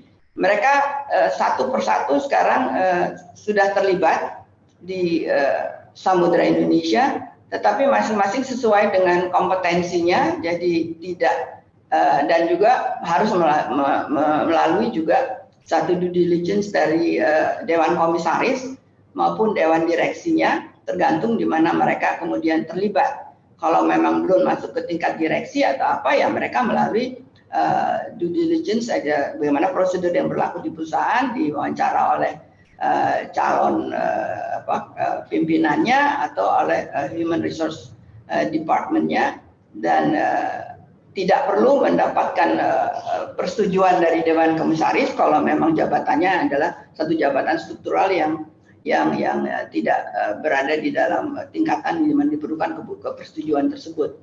Namun bagi seorang profesional untuk tingkat direksi misalnya, tentu kita jadi memberikan satu proses due diligence, baik mulai dari nominating committee sampai ke Dewan Komisaris, kemudian kepada pemegang saham, dan kemudian kepada pemegang saham ultimate beneficiary daripada runtunan tersebut. Sehingga ke saat ini kalau Anda lihat tadi keponakan saya ada 4 yang ada di lingkaran merah dan biru, ya. Adik saya ada di PT Ngurmat Bondo Utomo, hanya di situ saja. Karena mereka adalah pemegang saham Ngurmat Bondo Utomo tapi tidak terlibat di Samudra Indonesia, ya. Kalau adik ipar saya Pak Masli Mulya yang rambutnya putih tadi, seperti Anda lihat, beliau ada juga di lingkaran benturan merah dan biru, karena ketika dia mengenal adik saya, dia sudah karyawan, dia seorang pelaut seperti itu. Dan secara karir dia akhirnya kami percayakan memimpin Samudra Indonesia sejak tahun 2010, dan pada kemarin rapat pemegang saham dia beralih berfungsi sebagai anggota Dewan Komisaris, dan putra sulungnya menjadi CEO, bukan karena dia putra sulungnya, tapi memang karena dia waktu itu juga memang dipersiapkan oleh kakeknya untuk terjun, dan selama katakan dari 2007 sampai 2010 dia juga mulai sebagai di PT Ngurmat Bondo Utomo, kemudian masuk di Samudra Indonesia Tangguh sebelum bergabung di Samudra Indonesia, dan sekarang dipercayakan memimpin Samudra Indonesia Terbuka. Lanjut. Nah, jadi kalau kita lihat secara struktural kepemilikan, maka PT Samudra Indonesia Tbk mayoritas pemegang sahamnya adalah PT Samudra Indonesia Tangguh. Samudra Indonesia Tangguh adalah suatu holding company yang pemegang sahamnya adalah para pendiri dari PT Samudra Indonesia Tbk. Jadi para pendiri memiliki holding company sendiri yang disebut PT Samudra Indonesia Tangguh. Nah, di PT Samudra Indonesia Tangguh, PT Ngurmat Bondo Utomo adalah salah satu pemegang sahamnya, dan PT NBU Indonesia Utama pun salah satu pemegang sahamnya. Mengapa itu ada 2? Ialah karena pada waktu Bapak menghibahkan, menginbrand kepemilikan pribadinya ke Ngurmat Bondo, itu Ibu tidak ikut. Jadi Ibu mempunyai saham sendiri, sehingga ketika ayah meninggal, Ibu mempunyai sumber pendapatan tersendiri, dan kami tidak perlu membiayai ibu kami karena ibu sudah mempunyai sumber pendapatan dari dividen hasil usaha kepemilikan saham yang dimilikinya. Namun ketika ibu wafat, maka kepemilikan ibu itu kami inbrengkan lagi ke satu PT yang disebut NBU Indonesia Utama. Ini adalah satu work in progress. Pada satu ketika memang mungkin akan kami gabungkan tergantung dari situasi dan kondisi, sebab ada isu perpajakan, ada isu juga pembebanan biaya dan lain sebagainya. Dari segi Ngerumat Kondo Utomonya tidak ada hubungannya dengan Samudra Indonesia Tangguh. Itu adalah sekedar menginstitusionalisasikan kepemilikan pribadi ibu ke satu perusahaan, di mana perusahaan tersebut telah menjadi milik keluarga.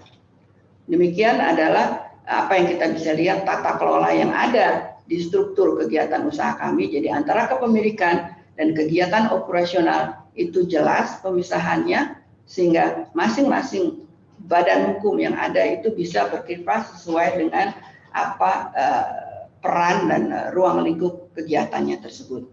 Saya kira sampai di situ. Ada lagi Bu? Satu slide terakhir. Inilah bentuk wajah susunan Dewan Komisaris di Samudra Indonesia Terbuka, yaitu di mana pimpinannya adalah sekarang Saudara Bani Mulya, generasi milenial, sekira usianya 40 tahun, kemudian didukung oleh didampingi oleh Direktur Kepatuhan Ibu Farida Helianti Sastro Satomo. Ini kebetulan, jadi bukan karena dia saudara lalu dia jadikan direktur. Beliau mempunyai jam terbang yang sudah lebih dari 20 tahun di bidang compliance, dana reksa, Carrefour, yang terakhir di Holcim Indonesia, dan kami dengan 80 anak perusahaan, 100 anak perusahaan, tentu memerlukan seorang yang mempunyai pengalaman yang cukup tangguh, karena ada yang publik, ada yang tidak publik, ada yang bermitra dengan asing. Nah, itu kita harus jeli dalam mengelompokkan kegiatan usaha dan menentukan tata kelola yang berlaku di masing-masing kegiatan usaha tersebut. Sehingga kami sangat beruntung bisa memperoleh kepakaran dan pengalaman yang dimiliki oleh Ibu Farida. Demikian halnya juga dengan Ibu Tara Hidayat. Beliau juga seorang profesional di bidang pengembangan sumber daya manusia dan di bidang jasa. Beliau pernah di Accenture, beliau pernah di IBM dan Korn Ferry, dan terakhir bahkan di Pelindo 1, sehingga tidak asing dengan bidang usaha kami. Pak Ridwan Hamid sebagai Direktur Keuangan itu berkiprah di SGV sebelumnya, kemudian pernah di Coca-Cola Bottling, dan terakhir juga di Hutchinson. Jadi semua mempunyai pengetahuan mengenai industri yang kami tekuni. Nah, kami beruntung dengan adanya konfigurasi ini, kita merasa kita cukup bisa melangkah ke depan dengan mempunyai dasar yang kuat, dengan Dewan Komisaris kami yang juga cukup banyak pengalaman dan jaringannya, yang ada Pak Kuntoro, kita semua mengenal Pak Kuntoro siapa, kemudian Pak Amir Abadi Yusuf, seorang pemilik perusahaan akuntan publik, kemudian ada Pak Anugrah Pekerti yang dikenal sebagai orang yang mempunyai integritas tinggi dan pernah menjabat sebagai pimpinan di Yayasan Pendidikan Manajemen PPM. Saya sendiri, kemudian keponakan saya, itu cucu tertua dari almarhum, dia pernah berkiprah di satu perusahaan keluarga lain dan membesarkan perusahaan keluarga tersebut sebelum bergabung dengan kami, tapi di awal karirnya berkiprah di bidang teknologi informatika di kelompok Sudarpo Corporation pada waktu itu, sebelum dia bergabung dengan perusahaan keluarga lain dan kembali ke kami, tapi dalam jabatannya sebagai anggota Dewan Komisaris. Demikian, jadi kami mempunyai dua komisaris independen, 3 direktur eksternal profesional pada konfigurasi kami saat ini. Saya kira demikian dulu, Bu Rifa. Saya akhiri di sini. Terima kasih. Assalamualaikum warahmatullahi wabarakatuh. Waalaikumsalam Bu Santi. Wow, ilmu yang sangat-sangat dalam, ilmu yang sangat-sangat bermanfaat. Terima kasih sekali lagi ya Bu Shanti ya. Itu sharing yang sangat luar biasa ya. Sangat terbuka juga. Sebagai moderator biasanya saya menyiapkan pertanyaan. Cuman pas tadi ternyata saya dikabari oleh Pak Aldi dan kawan-kawan sudah masuk 160 pertanyaan dari sebelumnya. Luar biasa Bu Shanti. Luar biasa adalah keinginan kami semua ya untuk lebih tahu bagaimana bisa melestarikan bisnis keluarga nih Bu. Jadi mungkin kami tuh sudah lakukan sedikit PR untuk menyaring pertanyaan-pertanyaan yang memang sifatnya lebih kepada memenuhi, karena banyak beberapa yang sama jenis pertanyaannya, sehingga ini banyak juga pertanyaan yang lebih kepada practicality, practicality-nya, dan ini menarik sekali ya. Kalau tadi Ibu mengatakan sekarang Bapak Sudarpo punya 3 putri. Dari 3 putri kebanyakan pria. Nah ini ada pertanyaan yang menarik nih.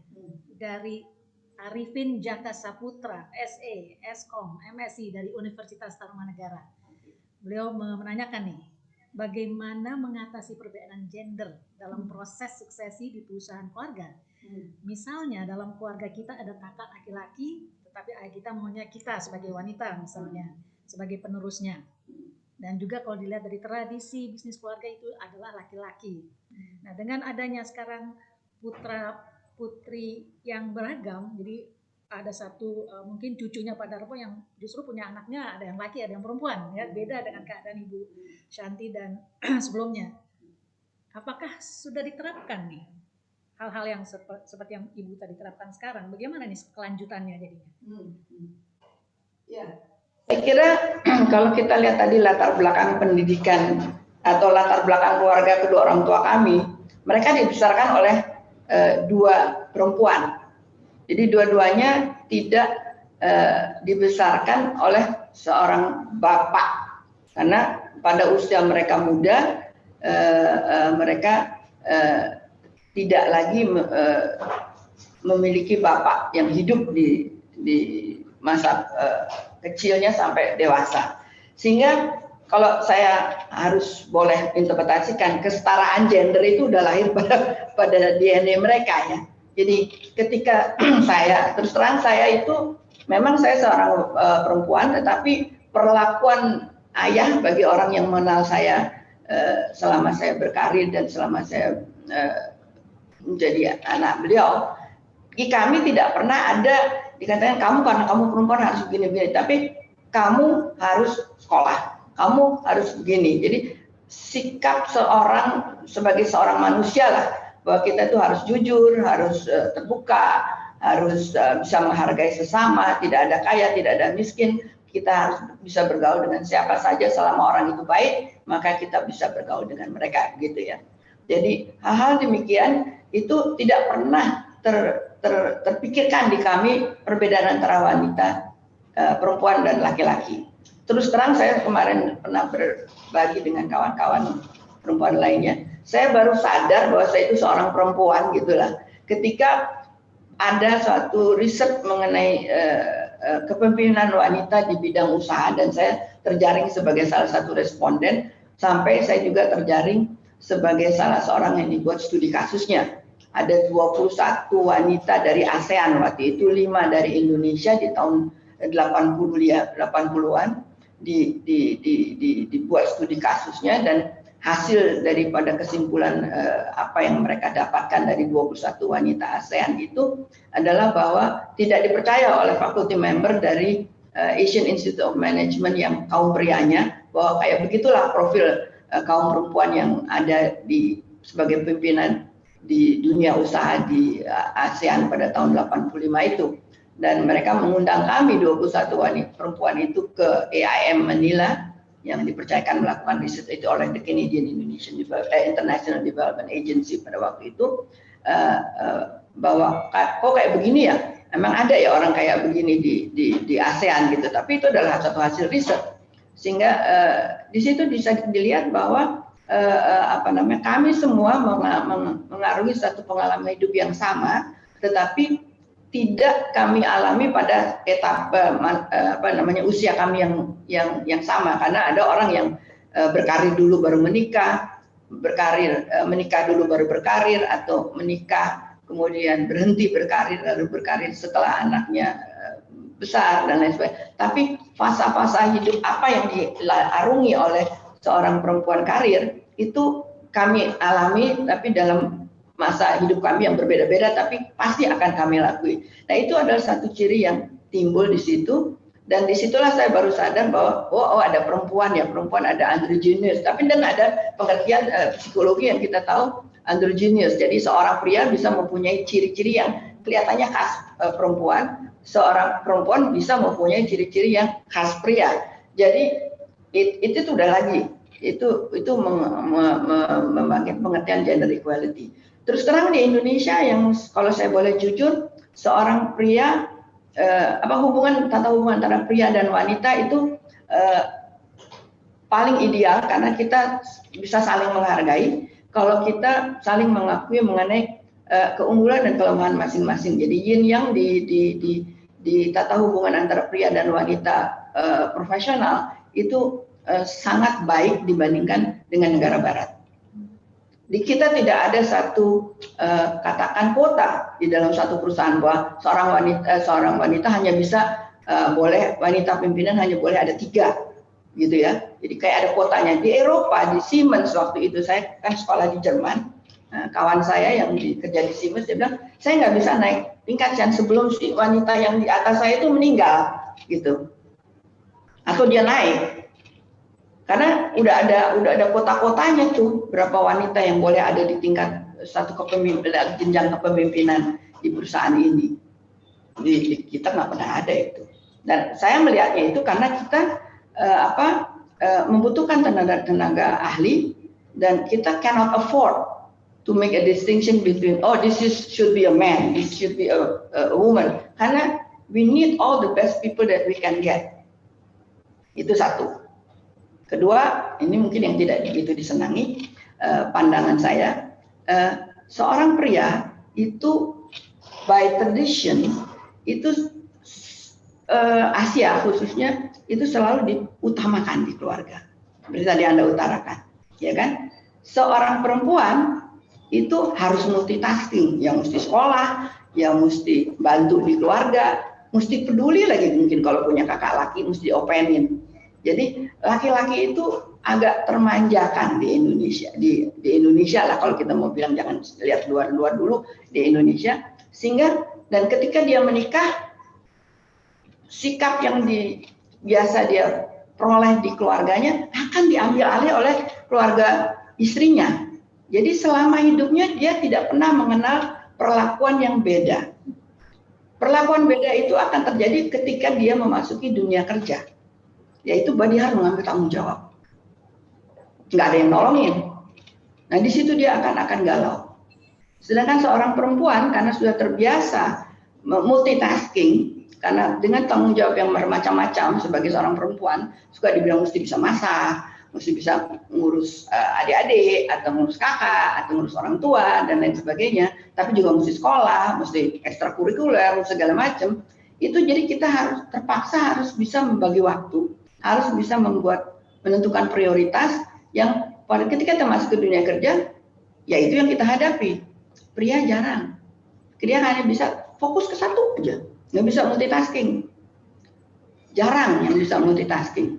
Unless you have an extracurricular activity, Anda pernah berkecimpung di dunia olahraga yang ada teamworknya, kayak main bola, main volley, main basket. Tapi kalau mainnya bridge, tenis, nah enggak juga, karena itu sendiri gitu ya. Satu dua gitu. Tapi kalau kita bekerja berkelompok main sepak bola, kita harus ada kerjasama. Nggak kerjasama nggak bakal bisa menang, nggak bisa bener mainnya gitu ya. Jadi hal-hal inilah yang mungkin bisa kita sadari bersama, tapi juga kita pelajari. Di lain pihak, seorang perempuan kalau dia berkarir, dia itu sendiri, tidak ada kawannya umumnya. Tapi seorang pria kenal nggak kenal, kalau ada satu yang mau maju, pasti yang lain-lain pasti mendukung. Itu ada bond yang itu saya amati. Jadi susah bagi seorang wanita untuk membentuk kelompok seperti seorang pria. Ya, itu penjelasan saya, Pak. Jadi sepertinya memang nilai-nilai Bu ya, ini nilai values yang harus ditanam dan jadi saya lihat di slide bahwa values yang ditanam oleh Pak Darto, Pak Sudarto itu memang dari awal pada putri-putrinya ya. Dan saya juga yakin barangkali itu yang sudah ditanam juga oleh second generation kepada the third generation. Dan semoga seterusnya itu. Jadi kalau saya lihat ponakan-keponakan saya, anaknya kan sekarang udah mixed gender ya, semuanya. Jadi punya pria, punya anak. Ya sangat merenyuhkan gitu. Kebetulan salah satu ponakan saya anaknya perempuan 3, atau dapat adik laki-laki. Itu yang 3 itu langsung turun membantu ibunya. Gitu. Itu yang sampai surprising buat neneknya sendiri gitu. Padahal mereka usianya masih baru 10 tahun gitu, 12 tahun, tapi sudah membantu menggantikan popok dan otomatis tanpa harus diminta oleh ibunya. Jadi ibunya menjadi ringan gitu karena punya 3 wanita perempuan yang kecil sudah ya gitu ya. Dan yang pria juga lucu juga gitu. Jadi dia merasa ini keluarga. Jadi karena mereka selalu main sama-sama ya. Jadi itu juga mereka yang ada yang udah besar kan, yang umurnya 8 itu selalu mengeluh kalau mereka harus berpisah gitu ya. Jadi itu rasa apa ya, kolegiatnya sudah ada. Itu bagus sekali Bu, kalau memang ideal seperti yang Bu Syafri katakan ya. Ini ada pertanyaan juga dari Universitas Pelita Harapan, namanya Edward Aribinsar Naibaho. Nah, beliau juga menanyakan mengenai pribadi dari orangnya. Pertanyaan beliau adalah bagaimana keluarga pemilik dapat menahan diri untuk tidak campur tangan dalam keputusan operasional harian perusahaan. Apapun kan tetap mereka itu adalah pemilik ya. Tetap aja mereka tidak pemilik dong. Kalau mereka pemilik. Di sini tulisnya bagaimana keluarga pemilik dapat menahan diri untuk tidak campur tangan dalam keputusan operasional harian perusahaan. Nah, kalau sebagai seorang anggota keluarga kamu masuk ke satu perusahaan, maka tata kelola atau sikap yang berlaku yang harus dipegang ada dalam fungsi jabatan dia. Dia tidak bisa mengambil satu sikap karena dia ada hubungan keluarga. Itu dia akan ditegur. Bisa ditegur oleh atasannya karena dia melakukan suatu sikap yang bertentangan dengan tata kelola perusahaan kan. Dan tidak mungkin dia akan melakukan itu karena dia akan dikendalikan oleh HR. Kalau sampai dia ke situ. Misalnya dia kemudian tidak bisa dikendalikan, maka itu tanggung jawab keluarga. Jadi itu di luar konteks perusahaan. Jadi kita akan mensidangkan dia di keluarga tadi, di lingkaran merah lah itu. Kalau tadi kita lihat lingkarannya. Jadi there are hal-hal yang harus, jadi seperti kakak ipar saya, adik ipar saya itu, jadi dia akan mengambil sikap nanti kalau dia di keluarga dia akan menegur, itu bisa. Tapi sebetulnya tidak pada wayahnya. Itu harus kalau dia dalam konteks perusahaan dia melakukan suatu pelanggaran sikap. Ya itu kan itu bukan suatu sikap yang dibenarkan kan. Jadi seorang itu seperti saya itu harus bisa. Saya ingat sekali ketika ketika suami saya masuk di Sudarpo Corporation, ayah saya tuh secara instinktif mengatakan kepada saya, kamu tidak akan bisa lebih tinggi dari suami kamu. Saya mendengar ungkapan bapak saya itu, saya langsung gini, oh this is my father talking. Not my boss. Itu reaksi saya dalam hati ya. Dan dalam hati pula saya bilang we'll see. Karena saya sudah lama di perusahaan itu, suami saya baru masuk. Ya kita lihat deh, kita bersaing deh situ gitu ibaratnya gitu kan. Pada akhirnya kebetulan suami saya tidak cocok memang berada di tempat kami karena dia datang dari suatu multinasional dan perusahaan kami waktu itu relatif kecil. Sehingga dia memang tidak efektif di situ. Ayah saya galau terus terang. Karena mantunya laki, ya tadi kan ada stereotipnya itu ya.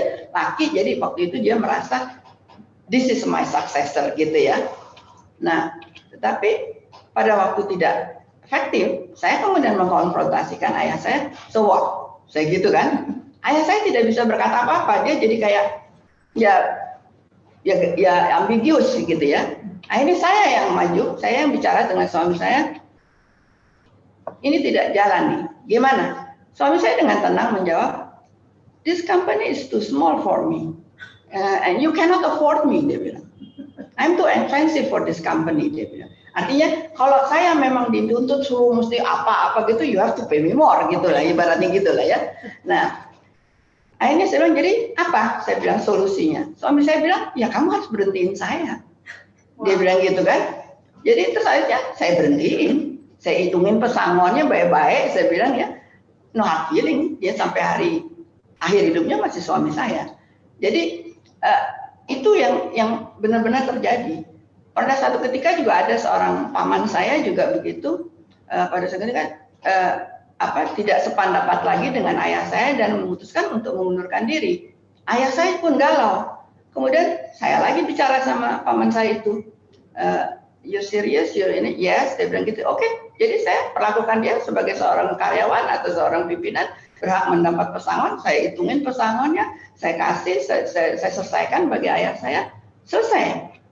Di satu waktu itu terjadi di Samudra Indonesia juga demikian, seorang masih keluarga juga sudah merupakan ya sudah waktunya lah beliau mengundurkan diri atau dipensiunkan, tapi ayah saya tidak sampai hati mempensiunkan beliau karena memikir nanti hidupnya kayak apa gitu ya.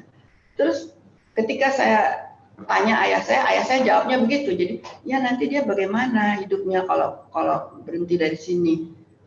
Ya kan bisa dibikin paket Pak, saya bilang gitu kan sebagai direksi gitu ya. Akhirnya saya yang bicara akhirnya ke Dewan Komisaris dari perusahaan itu, saya laporkan tolong deh tuh dibantu Pak Darpo, salah satu anggota direksinya sebetulnya sudah jatuh tempo kan, ya tolong dibuatin deh paketnya Bapak nih, kayaknya karena masih ada hubungan keluarga kayak ewu pokewu gitu kan. Ya akhirnya mereka juga bilang, ya kan bisa dibikin paketnya. Ya tolong deh Bapak yang Dewan Komisaris di situ. Saya bukan, saya kebetulan putranya Pak Darpo yang melihat ini enggak ada orang udah ngomong macam-macam. Saya bilang, it has to have a solution kan. Jadi saya pindahkan itu kan kepada tempatnya. Jadi saya pernah di dalam usaha saya dalam karir saya di waktu saya sudah melapor langsung kepada Darpo. Memang kalau kita berbicara dengan seorang ayah itu kita harus sadar dia itu ya pemilik, dia ya entrepreneur, ya dia ayah saya gitu kan. Jadi saya harus tahu dalam situasi apa saya berbicara sebagai apa dan dia sebagai apa gitu. Jadi saya sering di Sudarpo Corporation, jadi tidak di Samudra Indonesia, di Sudarpo Corporation yang itu perusahaan 100% dimiliki oleh saya. Itu saya sering kalau sampai kita jadi debat kusir ibaratnya, saya akan bilang kepada Pak Darpo, maaf Pak Darpo, kita sedang rapat direksi di sini, perusahaannya namanya ini Sudarpo Corporation, dan saat ini kita membutuhkan keputusan dari Bapak Direktur Utama. Bapak adalah Direktur Utama. Bisa Bapak memakai topi itu sebentar? Saya bilang gitu. Bagusnya ayah saya itu kalau diingatkan gitu, dia fair, dia tidak akan marah. Dan dia akan dia diam sejenak, kemudian dia bersikap. Tapi seringkali karena saya tahu itu akan sering terjadi, sebelum masuk ruang rapat, saya sudah baku atur dengan direksi lainnya. The minute Pak Darpo dan saya mulai debat kusir, saya akan memindahkan topik itu untuk Bapak yang menyampaikan. Jadi saya cari seorang yang independen dari anggota direksi, saya minta dia yang berbicara, bukan saya yang berbicara. Begitu Bapak itu yang berbicara dengan Bapak, maka sikap Bapak berubah, akan beda. Karena saya selalu bilang kalau anak-anak bicara dengan ayah, maka yang jalan di kepala ayah itu video. Ya, dia akan ingat, oh waktu dia lahir, apa kesalahan-kesalahan dia. Jadi udah bias gitu ya. Nah itu kita tidak bisa hindari gitu. Jadi bagaimana kita mengelakkan itu ya dengan memindahkan bias itu ke sesuatu yang netral. Jadi selalu ada pihak ketiga lain yang bisa membantu. Jadi hal-hal itulah yang penjurus-jurus itulah yang saya alami dan saya praktekkan. Oke, thank you Bu. Ini ada pertanyaan juga dari alumni dari Serahman. Dia adalah lebih kepada concernnya nih, Pak dari Serahman adalah tantangan terpenting saat Ibu melakukan alih generasi tersebut ya, dan mulai melibatkan profesional. What was your biggest challenge? Or what was Pak Darpo's biggest challenge? Kalau Pak Darpo, challenge-nya nggak gitu. Dia kadang-kadang gini, kalau seorang entrepreneur meng-hire seorang profesional, itu ada satu ekspektasi. seorang entrepreneur mengharapkan kalau dia meng-hire profesional itulah yang akan membenahi tata kelola di perusahaannya, yang menerapkan prosedur, yang merumuskan prosedur-prosedur itu. Nah, seorang profesional bergabung dengan suatu perusahaan yang entrepreneurial, itu impiannya ingin belajar jadi entrepreneur dari entrepreneurnya. Oke? Nah, sayangnya di dalam proses rekrutasi yang dilakukan secara individual, jadi bukan secara sistem, oleh si entrepreneurnya itu, ya, itu tidak terjadi suatu formulasi yang jelas pada saat rekrutasinya itu. Jadi nggak ada kontrak. Jadi it's an understanding gitu ya. Itu terjadi pada era Pak Darpo.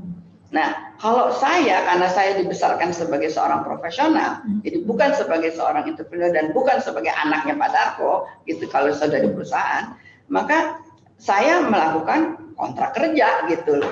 Ya, saya jelas apa ekspektasi saya, apa ekspektasi saya dia, itu dibicarakan secara terbuka dan kita sepakati dan kita tuliskan yang bisa dituliskan ke dalam secara formal, kita masukkan ke dalam kontrak yang tadi tidak, itu sudah terbicarakan. Ya. Jadi kita sudah, kamu nanti masuk, ini loh kondisi perusahaannya, saya mengharapkan ini. Dan saya juga pada waktu wawancara akan mengatakan, what's your experience? Why do you want to join me? Jadi saya tahu latar belakang dia, kenapa dia mau terjun, dan saya akan uji juga apakah kompetensi yang kita butuhkan itu ada pada dia, yang melalui bicara dengan pihak ketiga maupun dengan referensi-referensi yang dia berikan. Gitu. Jadi sebagaimana wayahnya kalau kita merekrut seseorang. Gitu ya. Jadi itu yang saya lakukan, dan itulah fungsi profesionalisasi di organisasi ya, merumuskan hal-hal itu dan bisa membawa para karyawan itu melihat bahwa ada sistem yang berjalan, ada profesionalisasi apa itu yang dimaksud. Jadi kalau saya bilang the devil is in the detail, not in the big capital letter of formulation, tapi how do you translate it into the kesehariannya gitu lah. Itu harus bisa disepakati dan dibahas secara terbuka gitu dalam forum-forum yang resmi maupun tidak resmi gitu. Jadi ada pertemuan yang informal, ada yang pertemuan formal, tapi formalnya itu selalu harus terumuskan gitu. Jadi understanding itu harus ada. Dan itu tentu tidak gampang ya. It's easier said than done. Thank you Bu. Ini satu pertanyaan lagi ada yang masuk dan ini juga sangat praktikal dan barangkali juga bisa membantu mereka yang sedang menggarap atau merintis dan mempertahankan bisnis keluarga. Ini dari IPMI International Business School, Martinez David. Beliau mengatakan, kalau Ibu Shanti, bagaimana kalau ada anggota keluarga yang tidak memiliki background bisnis, tapi ingin dan merasa tanggung jawab untuk ikut terjun dalam bisnis? Bagaimana mengedukasi keluarga yang punya background bisnis, tetapi dia punya tanggung jawab dan ada komitmen keinginan untuk terjun ke dalam bisnis keluarga? Edukasi seperti apa kepada mereka? Maksudnya dia ingin masuk ke bisnis keluarga kita? Keluarga bisnisnya dia. Oh, dianya. Ya saya tuntun sesuai dengan apa yang hasil pembicaraan saya sama dia gitu. Dan itu tidak harus anggota keluarga. Setiap orang udah sering datang ke saya, gitu kan? Saya mau mulai ini. Malahan keponakan saya pernah. Saya ingin, karena dia bekerja di satu perusahaan dan dia melakukan selalu assessment atau feasibility studies lah dari di dunia kerja. Saya rasanya pengen deh jadi mulai usaha gitu ya. Terus saya bilang, kalau mau jadi usaha itu harus siap kehilangan uang. Jadi tidak ada seorang yang memulai usahanya tuh langsung jadi gitu ya. Itu biasanya melalui beberapa kali kegagalan gitu, baru dari kegagalan kita belajar gitu. Jadi kalau kamu siap dengan itu, oke gitu. Kalau enggak, jangan. Saya bilang, mendingan kamu kerja dulu, kumpulin duit yang cukup, baru mulai gitu ya. So, apalagi kalau kita sudah bekerja sebagai profesional ya, dan kita terbiasa dengan anggaran ada, ini ada. Tapi kalau kita usaha sendiri kan bisa uang buat gaji pegawai aja kita bisa sakit perut ngejar account receivable. Saya ingat sekali ketika awal karir saya itu saya harus menentukan gaji seseorang, terus saya kan tahu gaji saya berapa, terus saya tahu hidup berapa, terus saya lihat sakit perut terus terang waktu itu gila nih orang mesti hidup nih dari duit segini nih. Jadi benar-benar, jadi saya ingat sekali ayah saya selalu salah satu ujangan yang dia berikan kepada saya adalah bahwa pokoknya harus orang kerja di kita harus cukup sandang pangan papan. Forget about profit or whatever, concentrate on getting enough revenue can pay them accordingly so that they can be at ease at home, at peace at home. Karena gimana caranya kalau mereka di rumah kekurangan, mana bisa dia tenang kerja di kantor. So, cukup sandang pangan papan. Pada waktu itu belum ada KPR, belum ada BPJS, ya kan? Sehingga kita harus memikirkan itu. Bahkan gizi pun harus kita perhatikan. Karena waktu dengan komputer itu pakai AC, mereka kan nggak tahan dingin. Jadi pagi kita kasih susu kedelai, siang kasih kacang hijau, dipakein mantel gitu, sepatu juga di kaos disiapin gitu segala macam supaya mereka bisa kerja. Gitu. Okay. Ya. Oke, Bu. Ini tadinya saya mau mengakhiri karena memang waktunya sudah sedikit, tapi ada satu pertanyaan yang sangat menarik ya. Saya ingin benar-benar ini yang terakhir dari Great Giant Foods. Bagaimana Ibu memastikan next generation tetap rukun dan solid? Ibu sebagai second generation kepada third generation, dan ini kebetulan kita rame-rame ya ada di sini. What is your advice for the third generation and the fourth generation? Seperti tadi saya utarakan, kebetulan ya sampai dengan generasi keempat yang lebih paling tua ya, mereka mengalami nenek sama kakeknya, dan mereka alhamdulillah ya ada itu DNA-nya itu udah ada gitu.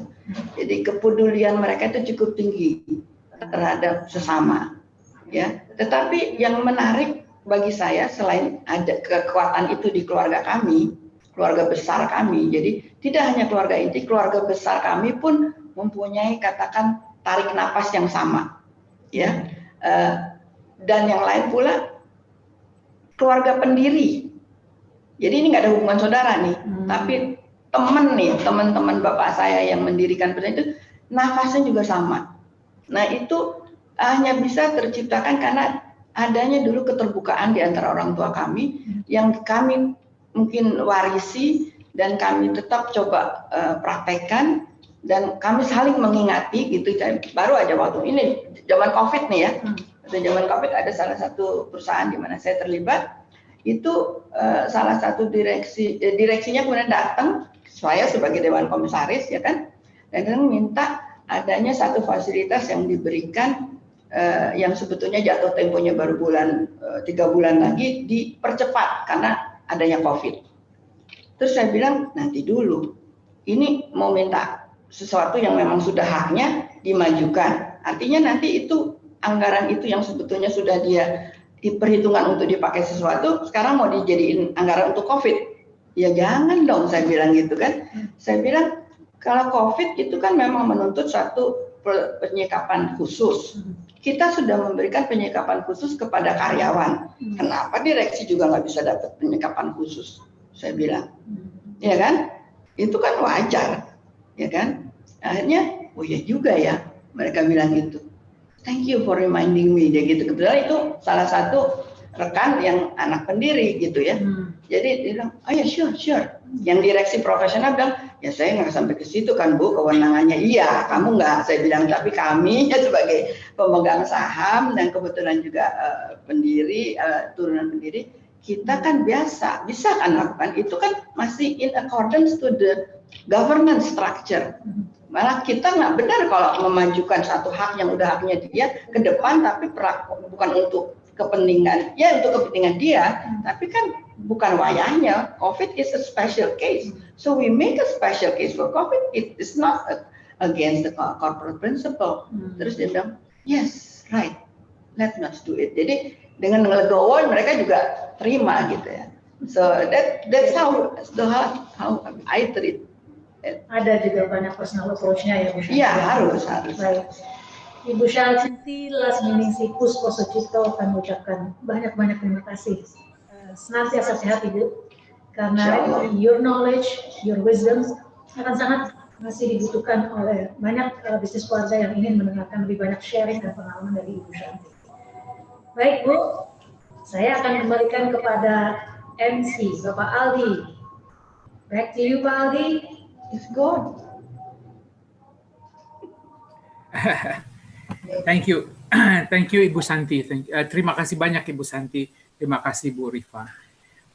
Satu pemaparan yang sangat-sangat menarik, dan dari kita bisa melihat dari pertanyaan-pertanyaan yang diajukan, para hadirin sangat-sangat ingin tahu dan rasanya banyak dapat dari Ibu. Terima kasih sekali lagi. Ibu-ibu, bapak-bapak, sampai di sini acara kita. Tetapi kalau boleh saya mau mengundang ibu bapak sekalian, kalau memang suka dengan acara kami ini dan ingin hadir lagi, tanggal 22 kami akan ada seri kedua dari webinar bisnis keluarga yang bisa dilihat di layar sekarang.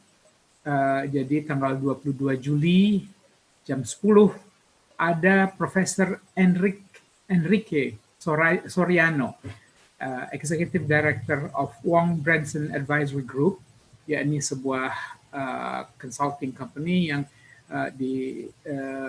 memfokuskan diri memberi consulting untuk perusahaan-perusahaan keluarga, akan berbicara di depan kita.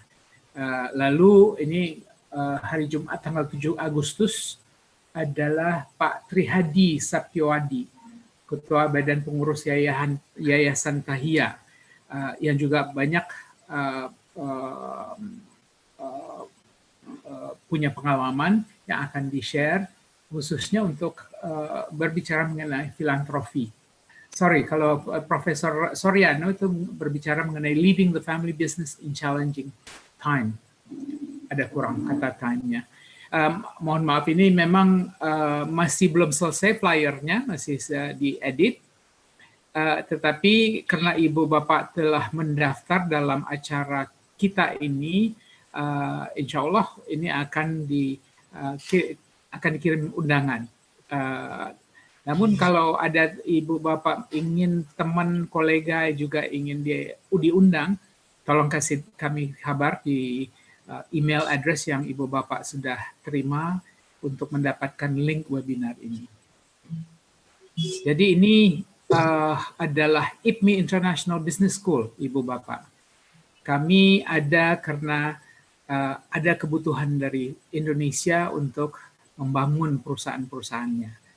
Dan juga membangun perusahaan yang kelas dunia, sebutlah. Kami relevant and kami fast. Kunjungi website kami, dan selanjutnya kalau kami mengirim undangan lagi, tolong diisi apa yang Ibu Bapak inginkan lebih lanjut dari kami. Layanan seperti apa, dan informasi dan pengetahuan yang lainnya.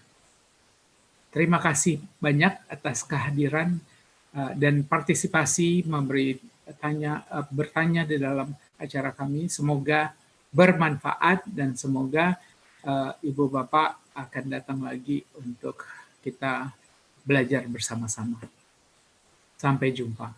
Assalamualaikum warahmatullahi wabarakatuh.